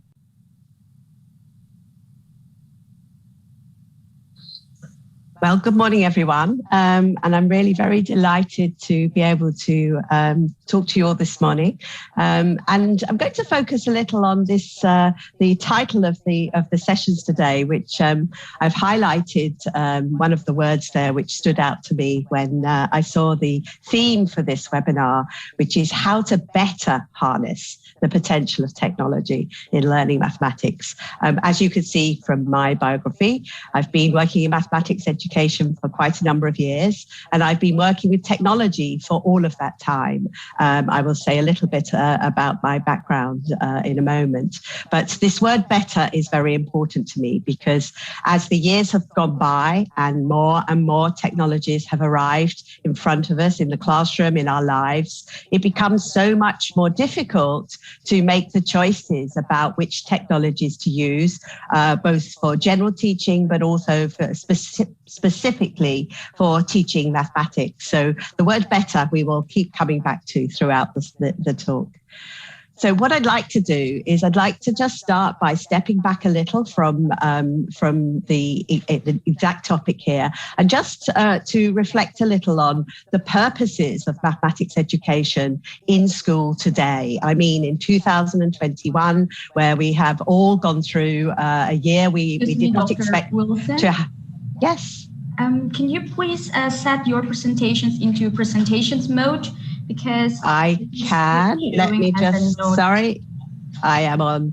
Let me just get my other screen. Sorry, I was on the screen for you. All right. Okay. Better now. Thank you. Okay, sorry. So I will start by reflecting on the purposes of mathematics education. And then I'd like to spend a little bit of time understanding this idea of the potential of how we might use some of these technologies so that we can learn mathematics with the technology as a tool to help us to collaborate, to communicate, to gain assessments and so on, but also through the technology, the way that the technology will really help us to understand those deep mathematical concepts that many people struggle to understand, and then how we harness this, how we learn from the past to make sure that we do not go for the, I would say, quick fixes, the quick solutions, but maybe concentrate on learning to use some of the mathematical tools that help to unlock the important ideas in mathematics. And we must always learn from the past. There are always lessons to learn so that as we move forward, we can avoid making very, very expensive mistakes that many countries and governments have made around the world as they've attempted to help maths teachers to use technology more effectively and more productively. So I'd like to take as a starting point the OECD document that was published in 2018, which set a vision for education for the future. And this was that the commitment was to help every learner develop as a whole person, fulfill his or her potential, and to help shape a shared future built on the well-being of individuals, communities, and the planet. And I share this vision. For me, education is very firmly for all learners everywhere, and we should be striving to provide an education that serves those learners for their lives, as well as their future work lives, for which we have so many uncertainties. We know so little about the way that the jobs will evolve, the sort of work that will be needed by us as humans, particularly as the technology advances so quickly. When we have self-driving cars, we do not need taxi drivers. When we have automated restaurants, that we do not need waiters and waitresses. What will be the future for our children, for whom normally those would have been their jobs and their working lives? So the technology is chasing behind us to offer a world that maybe isn't the one that we really want for our learners. So this is an important starting point for me. And in terms of a vision, if we just think about the children who enter school in 2018, who will be joining the workforce in 15, 20, 25 years' time, we have to help them to abandon the notion that resources are limited, resources in the world are limited and they're to be exploited, and that together as the humans on the planet, we have to value common prosperity, sustainability, and well-being. Otherwise, we will have no planet that is a nice planet to live on in the future. And for this, we need our children to be responsible and empowered, placing collaboration above division. And I will come back to that for mathematics because it has some interesting implications. And put sustainability above short-term gain. So all the decisions we will be making as humans will need to be much more shared and collaborative, and it cannot be about the race to the top, which leaves others behind. So these values I subscribe to, and I think they are important values as we think about mathematics education.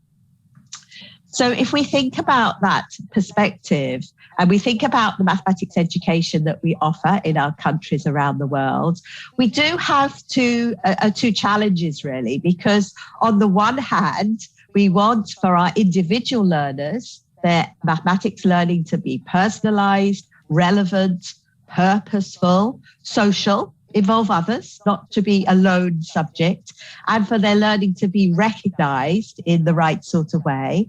So this is important for the individual to feel engaged and connected and motivated to learn mathematics. But on the other hand, as countries, as governments, as society, we have to provide an education that is scalable. We can reach all of the children in a way that is equitable, that it is standardized to some extent. We want to know that people in one country are learning a similar sort of mathematics to another country so that if necessary, they can migrate for work or they can migrate for study. As a society, we spend huge amounts of money on our education systems, so we need it to be accountable. We need to know that what we are spending to train our teachers, to develop our curricula, to develop our curricular materials, that it is doing good value for money. It is a good spend for the government, and everybody wants to somehow measure mathematical attainment in their countries to be able to hold schools and principles and systems to account. And we also like to compare. We like to know if we are doing better than one country or better than another country. But the problem is these two sides of this need have some conflicts, because we now have assessment systems around the world that assess a certain type of mathematics. And I'm not sure it's the sort of mathematics that is going to enable our children to reach some of these goals. I think in some ways we have a divisive mathematics system. That means that we set one child against the other in competition for the next place, for the best grade. And this doesn't serve to produce learners who want to collaborate if I am in competition with my collaborator in the school system. So we have some ways in that we are assessing mathematics that are in conflict with developing our learners to be collaborative and social in the way that they are learning the subject. difficult, but we have some solutions. It is a challenge we can rise to. So if we think about this for students learning mathematics, and I caught the end of Zsolt's, Professor Lavitsa's talk just then, and I know Zsolt very well, and I've heard him speak many times. And this notion of curiosity and imagination is really very critical to students wanting to engage in learning mathematics. And you cannot make people be curious. You cannot make people have an imagination, but you can only do that by providing them with intriguing situations and contexts in which to want to explore the mathematics. I have been working in and around children for many, many years, and it is very, very unusual to find a small child who is not curious. But it's very easy to see them go through the school system and for that curiosity to be suppressed. Because somehow having curious learners in your classroom as a teacher can be a challenge. I know I was a curious learner at school. I have to admit at this moment that in my own mathematics education, I was not my teacher's favorite pupil because I did ask the questions, why and how and what if? And my teacher was not always so prepared or patient to take time to answer my questions.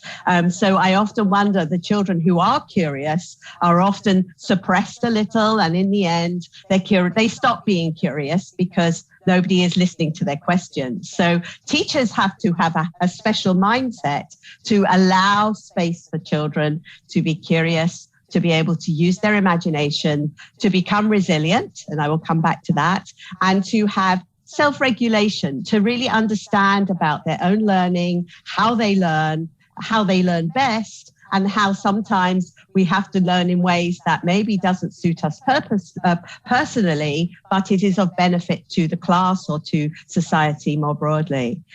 It's really important in a mathematics classroom that children respect and appreciate ideas, perspectives, and values of others, because in some ways, the learning of mathematics is one big argument. We are arguing what is right, what is wrong, what is a proof, what is not a proof, what is a good justification, what is not so good. And so allowing children to express their ideas and their opinions about the mathematics is just as important as thinking about choosing mathematical contexts that are authentic, I would say, to the children's learning and the children's lives. And that takes me to the third point, because anyone who has been a maths teacher will know that part of the struggle we have is to support the students who are not at the top. So there can only be always some students at the top, and there are many, many, many students who are not in the first 10%, say, of attainment in a year group, in a class, in any situation.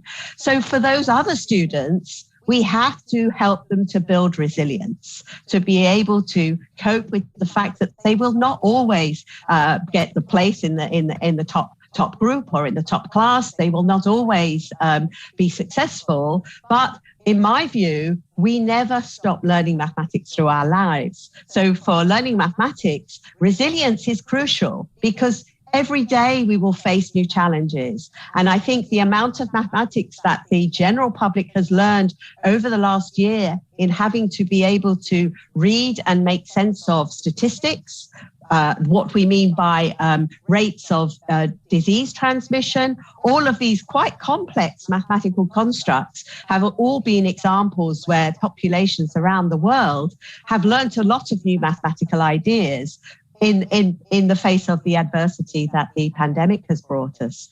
And then the final point here, and you notice I put it last, and you will see why I put it last, to know some relevant core mathematical content. And I'm going to focus in on the word relevant because if you haven't seen, and I'm just going to jump out to a web link right now. If you haven't yet seen the Microsoft Maths tool, let me get that on the right screen for you.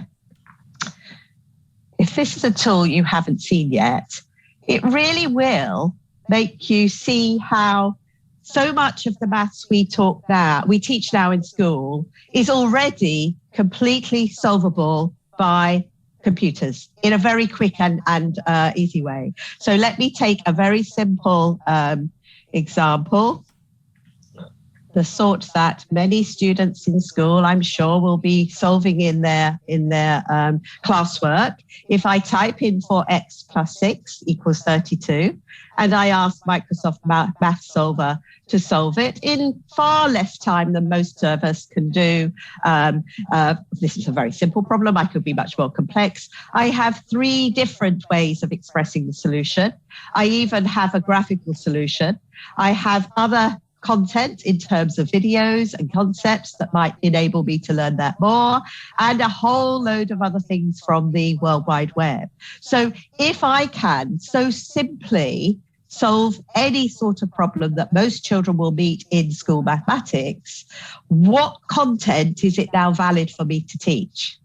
If the answer to this problem is so trivial because I can get it from a machine in seconds, at what point will we not need to teach every child some of these techniques? In the same way, I know many of us would not have some of those very advanced mathematics techniques that we learned at university to our fingertips to use very quickly in a moment. At what point do we rethink what the content is? Because it's not whether or not I can solve 4x plus 6 equals 32 that becomes important. It is, what is this equation 4x plus 6 equals 32 representing for me in a real problem that I am interested to solve? What does it mean? What does that solution mean in the context of a graph or in a numeric context? Or is it more thinking about equivalence? What other families of functions might lead me to solutions of a similar type? So the fact that we have this technology, I haven't connected my phone for this particular task, but if I had connected my phone and written 4x plus 6 on a piece of paper, the app Microsoft Math Solver would let me point my camera at my handwritten equation and it would give me the same solution. So we've overcome the fact that handwritten mathematics is also challenging for computers, but the technology is advancing at such a rate that these sorts of problems become trivial if you have a mobile phone in your hand. And this really does mean we have to question, because children can now cheat very easily. You give them their homework, they have access to a mobile phone, they can hold their camera over the top of the problem, and the solution will be there in an instance. And they will learn this knowledge and share this knowledge with each other very, very quickly. So the relevance of the curriculum becomes very, very important.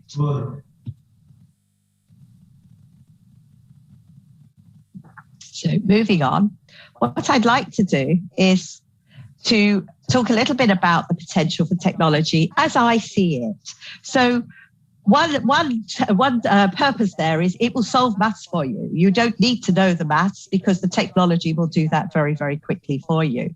So what else do we need the technology for? And these are some of my views. So first of all, it is undoubtedly an incredible tool for scaling to many, many children, many, many learners, a more equitable access to mathematics education. Now, the equity issue is a challenge because it then becomes whether or not you have access to technology to start with. But once you do, any child can access a free tool like Microsoft Math Solver, Khan Academy, GeoGebra resources. Everything is out there and it's very scalable, and a lot of it is freely accessible. So technology has supported scaling. We have seen this over the last year where schools have been closed in a way that I think even now we are only really getting to grips with. Technology will help us to build better learning content. So before, when we were fixed with paper books that we could not change every year or every 2 years, we had to invest a lot of money in them. They were static. There was nothing in the pages that moved or that gave insights into mathematical concepts in the same way we can using the dynamic technology. So this blend of digital and paper enables us to have a content that might be more personalizable, more relevant, more authentic for our learners. I come back to authentic because I know as a classroom teacher and in working with young people, one of the big questions that they ask with mathematics is, why do I need to know this? Why do I need to learn this technique? Why do I need to know this terminology? And so finding the justifications for that, for me, came from finding authentic contexts as a hook. And I like the phrase mathematical hooks to hook children's curiosity. How do we find the context and how do we react quickly on those contexts? The fact that the World Wide Web has so much relevant information that is immediately available gives us many contexts on which to create mathematical hooks for learners in thinking about mathematics. It's critical that technology is there to help us with communication and collaboration. And I think the key word here is supportive, because communication can be one way. And if we've sat in many, many webinars over the last year, how many have you been involved in where you have been an active learner other than listening? And remember, that is no different to the lecture in the class. So where are the opportunities to engage with the teacher, to engage with the other people within the session, to communicate and collaborate on the mathematical ideas? And I'm sure I wasn't in all of those sessions, but I know you would have had opportunities to do that, where the work is on doing the mathematics. You are collaborating and communicating about the mathematics itself. I come to assessment and testing because there is no doubt that assessment and testing is a really important aspect of our mathematics education. But I've inserted the word valuable in there because more and more we are seeing that the sort of assessments and tests we have created are testing children on the sort of knowledge that Microsoft Math Solver can solve in seconds. So we need to rethink what is a valuable form of assessment and testing that meets the requirements of the state, of the governance, if you like, of the subject, that is standardizable and has all of those features, but that is also authentic and valuable to the learner. And to be practical, these are more project-based, teacher-assessed assessments that are not all taken by the children at the same point in time, in the same room, in silence. These are a different form of assessment that value more social working together in mathematics, and are probably more likely to be taken across a child's learning time when the child is ready, or when the group of children is ready. So rather than dictating everything is done at the same time, which is a very archaic way to do things. We know why. We needed to make sure that the children did not cheat. They were only using their brains as a resource. But none of us these days only use our brains as a resource. In any task we are working on, we will talk to others. We will look things up. We will weigh up different information and techniques to come to a good solution.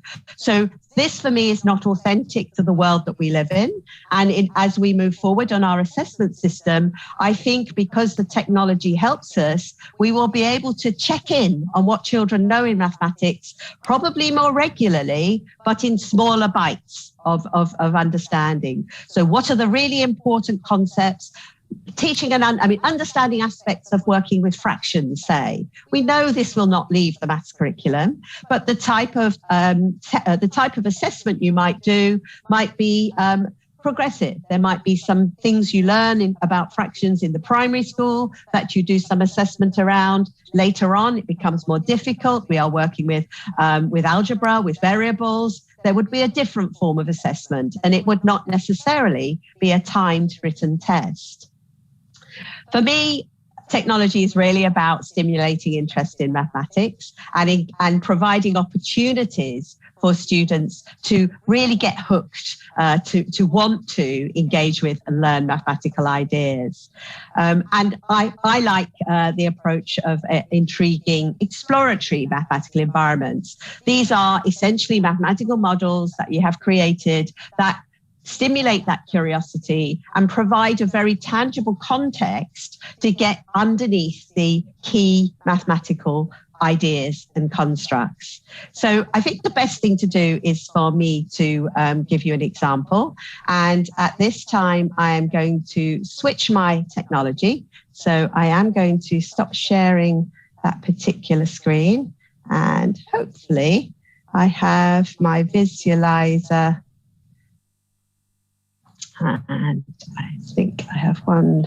Yeah, I think you should be able to see a desktop. Can someone, Lely, can you just wave at me if you can see a circle and a pen on the screen? Yes, you can. Lovely. Okay, so I'm going to move over to my desk where I'm using a visualizer. And if I could turn all the things and show you, I have my iPhone on a little arm looking down on my table. And this is a free app that I used during the pandemic to teach mathematics when I needed to write and I needed to be able to show my mathematics through. So if I put my hand under here, this is my desk to the side of me. And I'm going to give you I'm going to start a task, which I would have loved to have done as a group in a room together, but unfortunately we can't. So I've got a circle of paper here. And this is a task that I like to use to introduce some of the ideas of geometry and thinking around how we start to build different models inside geometry software. So I'm going to be doing a task with a paper and pencil task, and then we're going to move to the software to look at how using the technology helps us to be a little bit more curious. So let me just explain the task first. So in this task, all the students or all of the learners start with a circle of paper, and I ask them each to put a dot on the circle of paper anywhere. Now I've put my dot here, but you might have put it over here and somebody else might have put it over here or over here. So we would all have a circle of paper with a dot on it, but our dots would be in different places, and that's quite important. So in this particular task, what I ask everybody to do is to start to fold their paper in a particular way. And the rules of folding are you must take anywhere on the circumference of the circle and fold over so that it just touches the center of the dot. Make a very firm fold and then unfold the paper and go again. So anywhere, doesn't matter where, fold over the paper and fold it back. And keep doing this. So I could have one there, a fold there. I can have a fold here. So we keep doing many, many, many folds. And what you start to get is something that we call an envelope of curves, where all of my fold lines are beginning to reveal something on the paper. So if I do a couple more and hold it up a little bit closer, you can see that I'm getting lots of lines, but where these lines are getting very close together, something interesting is beginning to happen. So the first word I would introduce to my learners is one of my favorite words, and I don't think a maths lesson will happen without this word, the word conjecture. What is your conjecture? What are you noticing? What would you like to say about anything that is emerging from your folding? And remember that yours will look a little different to the person sitting next to you as you are continuing to fold around. So if I take another example where I have some more folds, you can see if I keep going, there is something very interesting happening with this folds. And I'm very firmly getting a shape that is appearing in the center of, not in the center, but on my piece of paper. So I would invite you, those of you who would like to give me your conjectures as I was folding. Conjectures about anything. So what are these lines? If you think about each of these fold lines and you had to describe to someone in the telephone using mathematical language what any one of these lines represents, how would you describe it to somebody? Do you see a shape emerging on that piece of paper there? Anything at all? What are your conjectures? So please do put conjectures into the chat, or I think it's into the Q&A in this case, and we'll come back to that later. So that's the beginning of the task. Now, I'll stop sharing that screen and now share a different screen. If you let me just switch. One of the arts of technology use is definitely managing multiple screens in Zoom, which is a skill I've certainly improved over the last year. So I happen to be using Geometry Sketchpad, and that is only because it is my dynamic geometry software of choice. I've been using it since the early 90s, and although other softwares have come along, this was the one I first learned. So on my software, it works in a very similar way to GeoGebra or Cabri Geometry or the other dynamic geometry softwares that are out there. And what this will let me do is model that situation. So I have done the groundwork. I've created a circle, and on that circle, I have shaded it grey so that you can see the circle. And what I'm going to do is simulate what I did in the paper example. So I'm going to put my dot, I think it was around about there on my circle. Okay, and this is where we need to do work together, because each time I did a fold, I asked you to sort of imagine a point on the circumference, and you were folding that point over to touch the point that was marked on the paper to create a fold line. So in mathematical terms, I have to imagine that I have a midpoint, and I am doing this very quickly because in a classroom situation, I would take children's conjectures, and it would take us quite a while to get to the point that these fold lines are in fact perpendicular lines that connect any point on the circumference with, I'm just going to change the display to make it easy to see. So this fold line is the line that was being produced as I was picking different points on the circumference.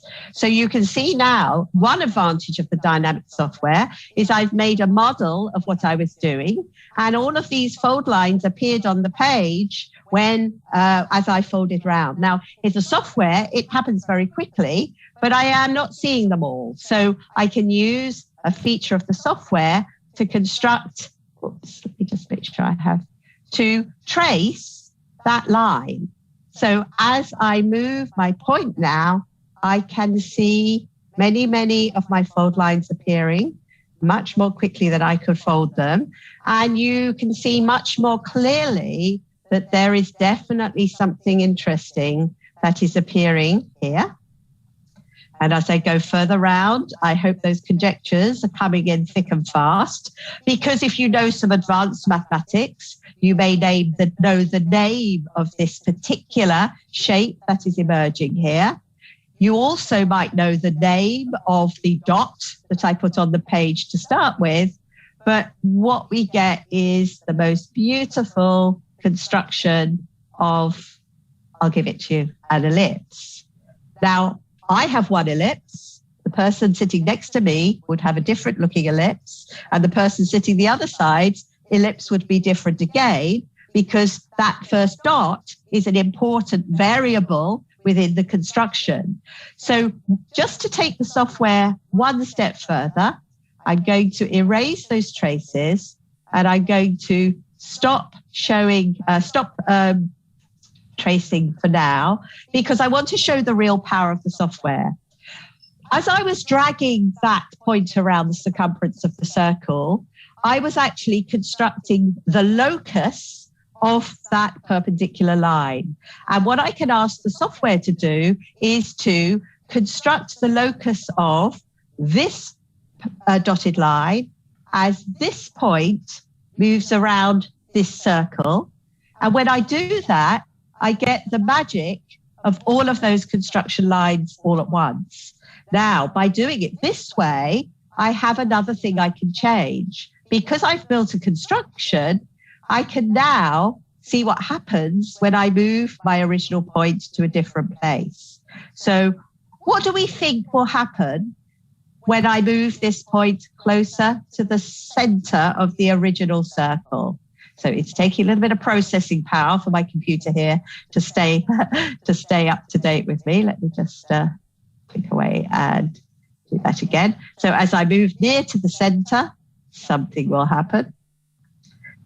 But for me, the power is what I couldn't do with the paper.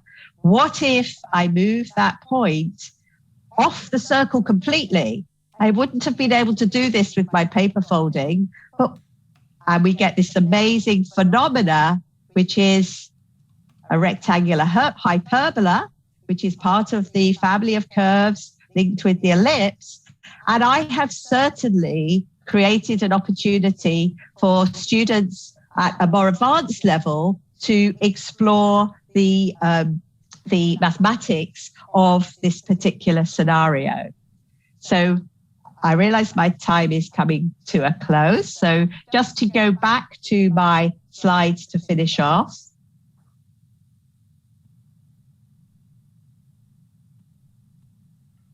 And Lely, can you confirm you are seeing my PowerPoint slides again? Yes, Miss, we can see your screens. Thank you.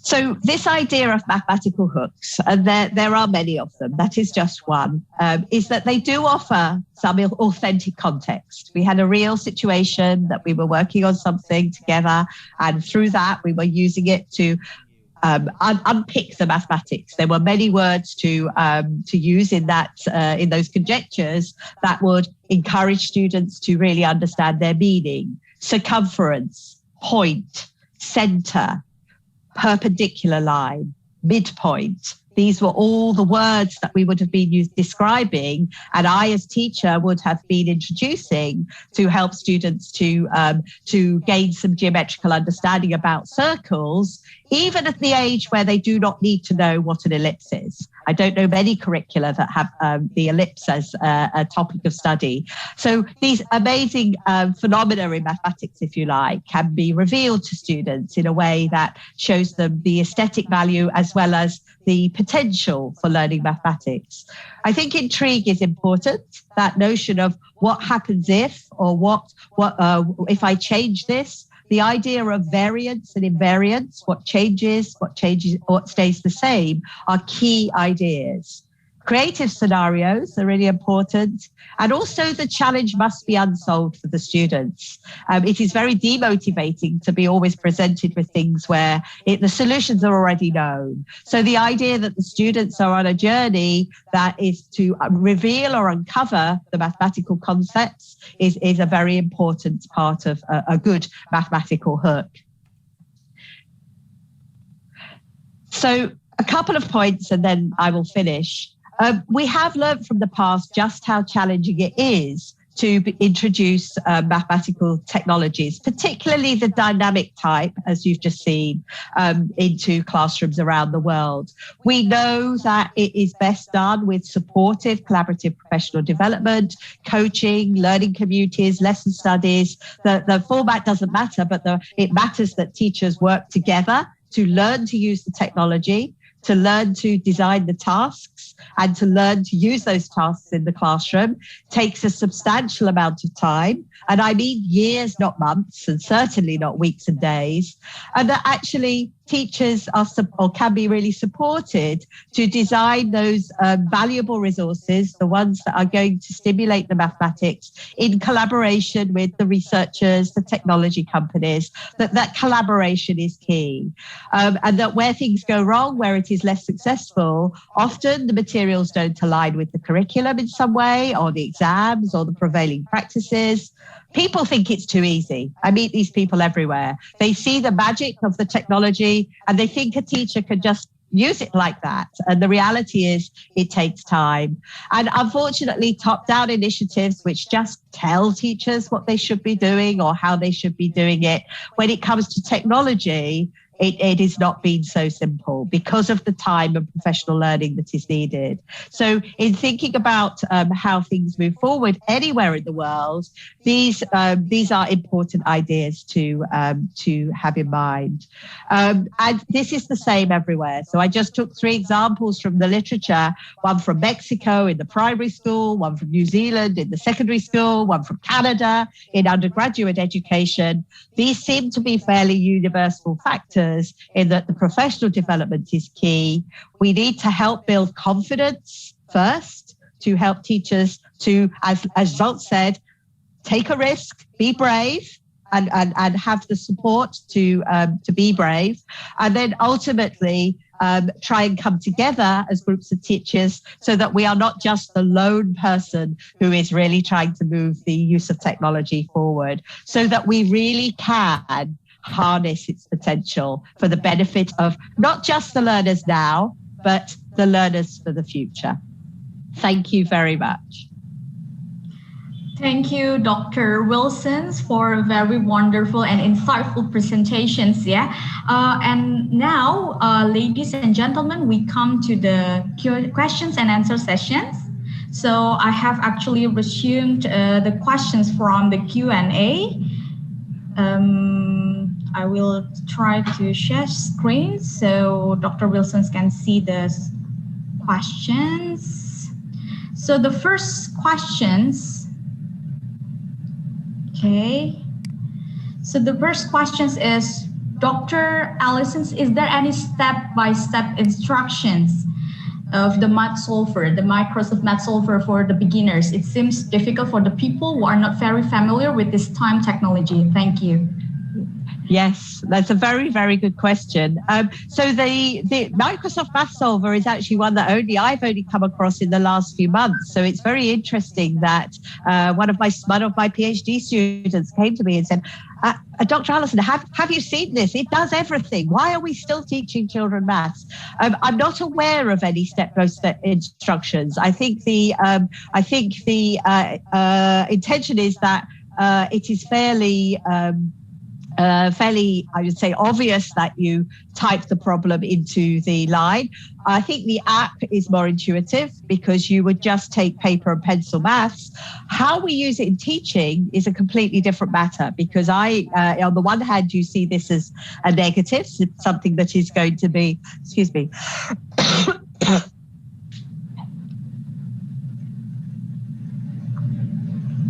something that might encourage students to teach.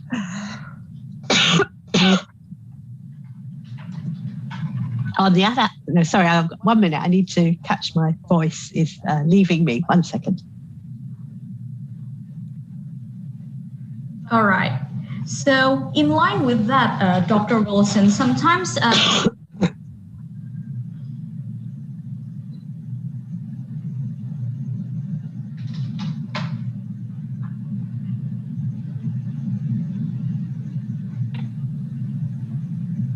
Okay, sorry about that. Too much talking. Yeah, okay.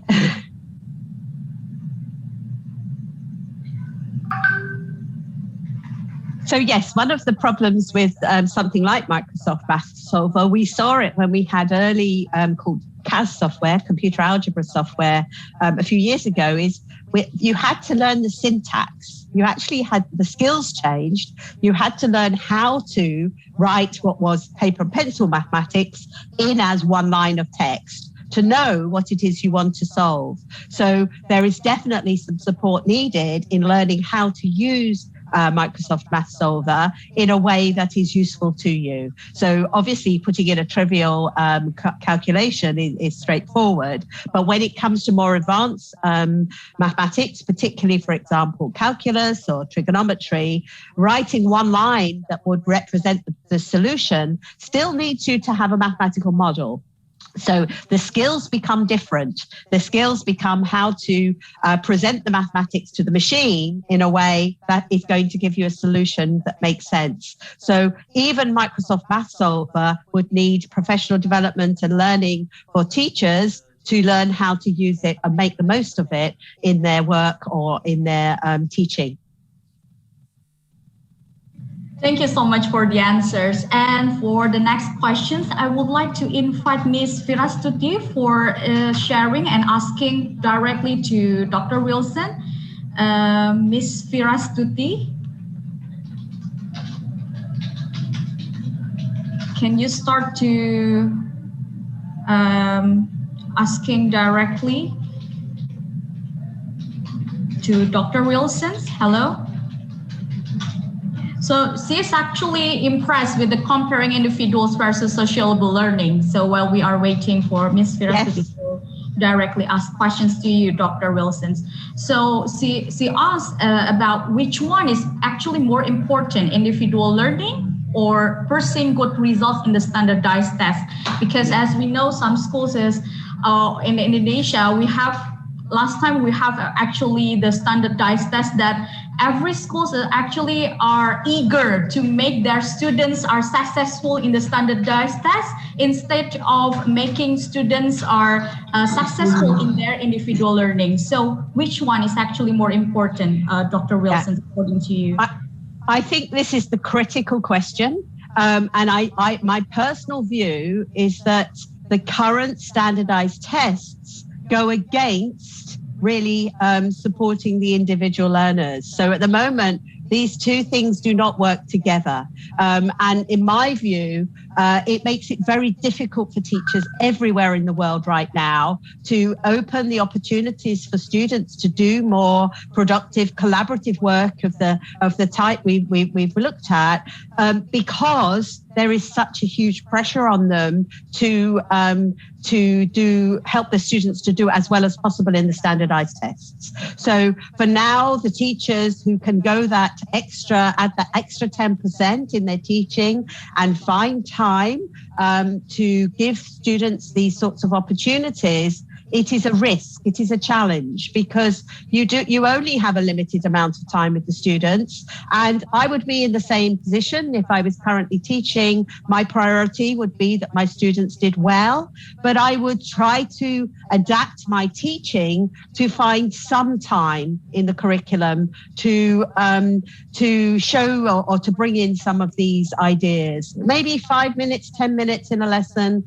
I would just take a little bit of time out of or it might be my normal teaching style, to offer these sorts of opportunities. I think in the current context, it's very hard for teachers because really it is the assessment systems that will need to adapt. Otherwise, we will never have this a more collaborative societal approach to learning mathematics that really prepares our students to work productively and well in a more collaborative way in whatever work they go on to do, particularly those that go on into advanced learning in mathematical sciences, in STEAM, critical thinking and some of the mathematical skills we teach in school are really crucial to many, many roles out there in the world right now. So we have to work towards that. Many countries are reviewing their curriculum and assessment systems for quite big overhauls, I would say, over the next 10 to 15 years as we really try to grapple with this transition. Thank you, Dr. Wilson. We still actually have another question, so I would like to move to another questions as well. So in the next questions is actually about how to encourage students to try solve math problems manual with understanding about the procedures and not only depending on the technology. Yeah, I mean, this is where, for me, technology was always a hook in itself. When I was teaching trigonometry and my students were learning that if they type into a calculator sine of 50, a number comes back, that for me was a mathematical hook. We would then generate lots and lots of values of sine 50 from some paper activities and measuring. We would collate on the wall of the classroom a big table of all of the values of sine 50, and we would understand how or what sine 50 meant in the context of a trigonometric exploration. So anything a computer does for me is a point of curiosity. How did it do it? How did it do it so quickly? How do we know it's correct? These are the important questions. So even with my trivial example, I might even use Microsoft Math Solver to introduce solving linear functions of that or first order functions of that type.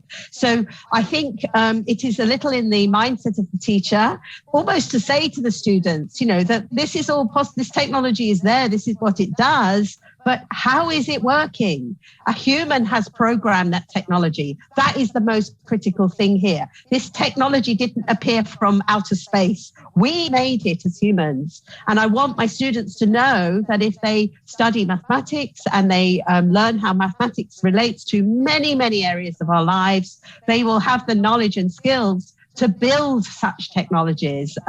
We've had some fantastic projects in the UK working with the Scratch programming language to teach maths. We have a lovely set of curriculum materials for primary at the Institute of Education called Scratch Maths. And for me, this is teaching children the power of the computer to help them to understand the mathematical concepts. So I take these as opportunities. I don't see them as big challenges. Thank you, Dr. Wilson. Maybe the last questions. I would like to invite Mr. Aljamuddin Jodines, which actually proposed the questions through the Q&A in the Zoom. So, Mr. Aljamuddin Jodines, is it possible for you to ask questions directly to the Dr. Wilson? All right. Okay. So it's about cheating. So yeah, because in the pandemic, the adoptions of the technology is actually being increased. So we cannot avoid the fact that cheating is actually easily being committed right now. So how actually technologies can prevent or even minimize the cheating that is also caused by the technology adoptions during this pandemic era, Dr. Wilson? Yeah, I think this is it's a big issue, and it's a very real issue, and we're all facing it. I mean, in the UK, we have a big national exam in the next few weeks, and already students have a copy of the particular questions from the paper. They are already circulated on TikTok. That exam, in my view, is completely invalid because already we have this situation. But I think we are trying. I mean, I know many governments that are now spending a lot of money trying to develop technologies of the type that we use in cybersecurity to try to prevent cheating. So iris recognition on the laptop if I am doing an exam online, fingerprint recognition as you go into the exam room, obviously blocking technologies that stop signals so that you cannot. But it's the wrong approach. Okay, I personally think it is a different way around. At the moment, we do exams because we have to get the piece of paper to take us to the next line in the next part of our educational work-life journey, to get the job, to get the place at university. Now, if the exam certificate becomes increasingly less valuable because people do not trust that it is you, we will probably move to a more portfolio approach. So a portfolio is a collection of the work or the activity that you have done in mathematics, possibly taking in some of those assessments I mentioned earlier. That becomes a bit like your health record. In many countries, we have a digital health record that is collecting little bits about us through our lives. It can be shared with others. It can be integrated. It can be downloaded. We have a learning portfolio that comes with us through our lives that is the evidence of what we do. We don't then need to go and do an examination. Now, there will still be some examinations, but perhaps they will be done in a more real-time, authentic way. And then we will need to think about how we check on that. But if you think about it, the cheating is often access to the internet. Actually, this is really interesting that the other bit of knowledge people are looking for is somewhere on the internet. Now, finding knowledge is a really important thing. So in some ways, the resourceful people who cheat are also the people who would learn to use that technology for good, rather than in a negative way to cheat the system. So I think the systems have to change, is my response there. All right. So, yeah. So if I can conclude, then providing more authentic assignments, is one of the ways to minimize the cheatings. It's also happening in my university as well. So the lecturers teams here is offering more projects, rather than like giving assignments or even the examinations which has only one fixed answer. So it is also building their curiosity and also minimize the cheating level because of the internet access. So thank you, Dr. Wilson, but I think the time is already over. Thank you so much for your amazing presentations. Could you please make a short remarks or closing statements for us? Absolutely, absolutely. I mean, I know you've had a really stimulating set of keynotes this morning, and first of all, very big thanks to the team at SEAOiM and SEAOiM for the invitation. I think most importantly, that notion of resilience for us as teachers and for us as maths educators and maths students is the most critical thing. We are lifelong learners of mathematics. We have these amazing technological tools that just keep on revealing interesting ways for us to rethink not just the mathematics we've already thought we learned and understood, because I've learned far more since I left school than when I was at school, but also that it in itself is providing a foundation for us to really rethink what mathematics is in the 21st century and what mathematics education needs to be so that we do build those children who really can grow up and thrive in the world that we are in. So thank you, Dr. Wilson, for your times. Because it is still early in the UK, maybe you can continue to take a rest. Thank you so much. All right, so ladies and gentlemen, we have finished the last session for our keynote speakers from Dr. Alison Clark Wilson from the University College London. So thank you for the opportunity from the SEAOiM Kitab in mathematics for today's opportunity. And I would like to give the closing statements as well. So the technology is just a tool. So the main important thing we are as a teachers or as an educators needs to bring the technology to be in the meaningful learning for our students. So let's have a very high motivations and spirits to keep innovating in using technology so that we can build a meaningful learning for students. So thank you, everybody. I will give it back to the presenter. Miss Lely. Thank you very much, Ms. Faradila, for a very wonderful sessions. Ladies and gentlemen, please give a round of big applause to Dr. Wilson and Ms. Faradila for these wonderful sessions. And once again, thank you very much, Dr. Alison, with your interesting topic. Hope to see you on another SEAOiM Talks. And Ms. Faradila, once again, thank you for leading the sessions. Very nice. And for the last sessions, ladies and gentlemen, we would like to invite one of the panelists to give her closing statement of today's webinar. I'm pleased to invite Dr. Juna Kigos. Dr. Juna Kigos, the screen is yours. Yes, am I audible? Am I audible? Yes. Yeah, okay. Thank you so very much for this opportunity. I would really like to thank SEAOiM for organizing this wonderful webinar of various keynote talks on the theme, how to better harness the potential of technology in learning mathematics. There were 3 very wonderful and vibrant keynote talks since the morning, and each one has emphasized a very critical role that technology can play in learning mathematics, and especially in the context of this pandemic. So the first keynote by Mr. Tim Brzezinski was really highlighted very beautifully the key features of the Desmos software, which is extremely useful tool. And I have been through other Desmos sessions, but I have not been through one which so quickly has covered all the various features in such a short time. And also he highlighted the utility of Desmos both from the perspective of the teacher as well as that of the student.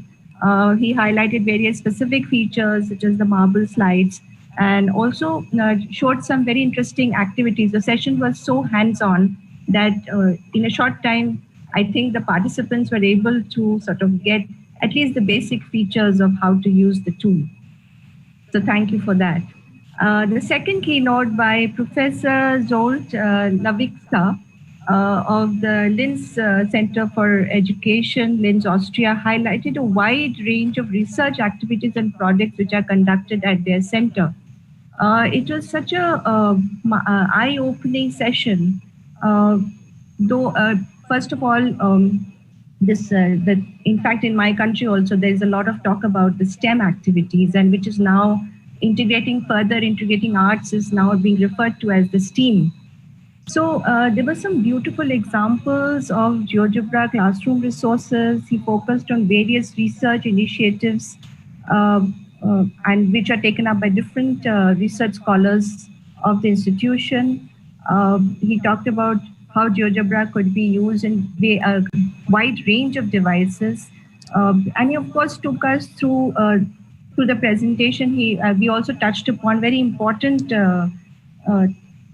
important topics such as what are the exam needs and how GeoGebra can cater to those needs.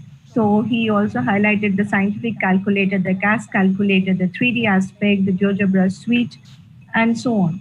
And he also highlighted very nicely the augmented reality and the opportunities that augmented reality and GeoGebra together provide for visualizing and learning mathematics, with some very fascinating examples from architecture, which are being done by some of his research scholars. And what resonated with me in this session is the use of mathematical memes for teaching, which I think can really, as Dr. Allison would say, hook the students. Of course, there were very beautiful examples of origami, which we would like to take up. And I think workshops on these individual full day long workshops on these themes would go a long way in empowering teachers. The third keynote by Dr. Alison Clark, it really made us think as math educators, where she reflected on the purpose of math education, on learning mathematics with and through technology, and she kind of highlighted the subtle difference between the two. And in terms of harnessing the potential, she said that how mathematics education needs to be more personalized as well as scalable, more relevant and also standardized, more purposeful as well as accountable. And with these important terms, she highlighted the need for us to reflect on not just the use of, not mindless use of technology, but how technology can be used adequately and appropriately in the curriculum. She highlighted the needs of students and pointed to the fact that students will need more relevant mathematical content in the times to come. And she highlighted some nice examples on the Microsoft Solver. She brought out the importance of technology for scaling access to mathematics, building content, building important and interesting content of mathematics, and providing authentic context to students for learning mathematics. She also highlighted a very important thing, that we need a more relevant model of assessment, and we really need to move away from the models that we have been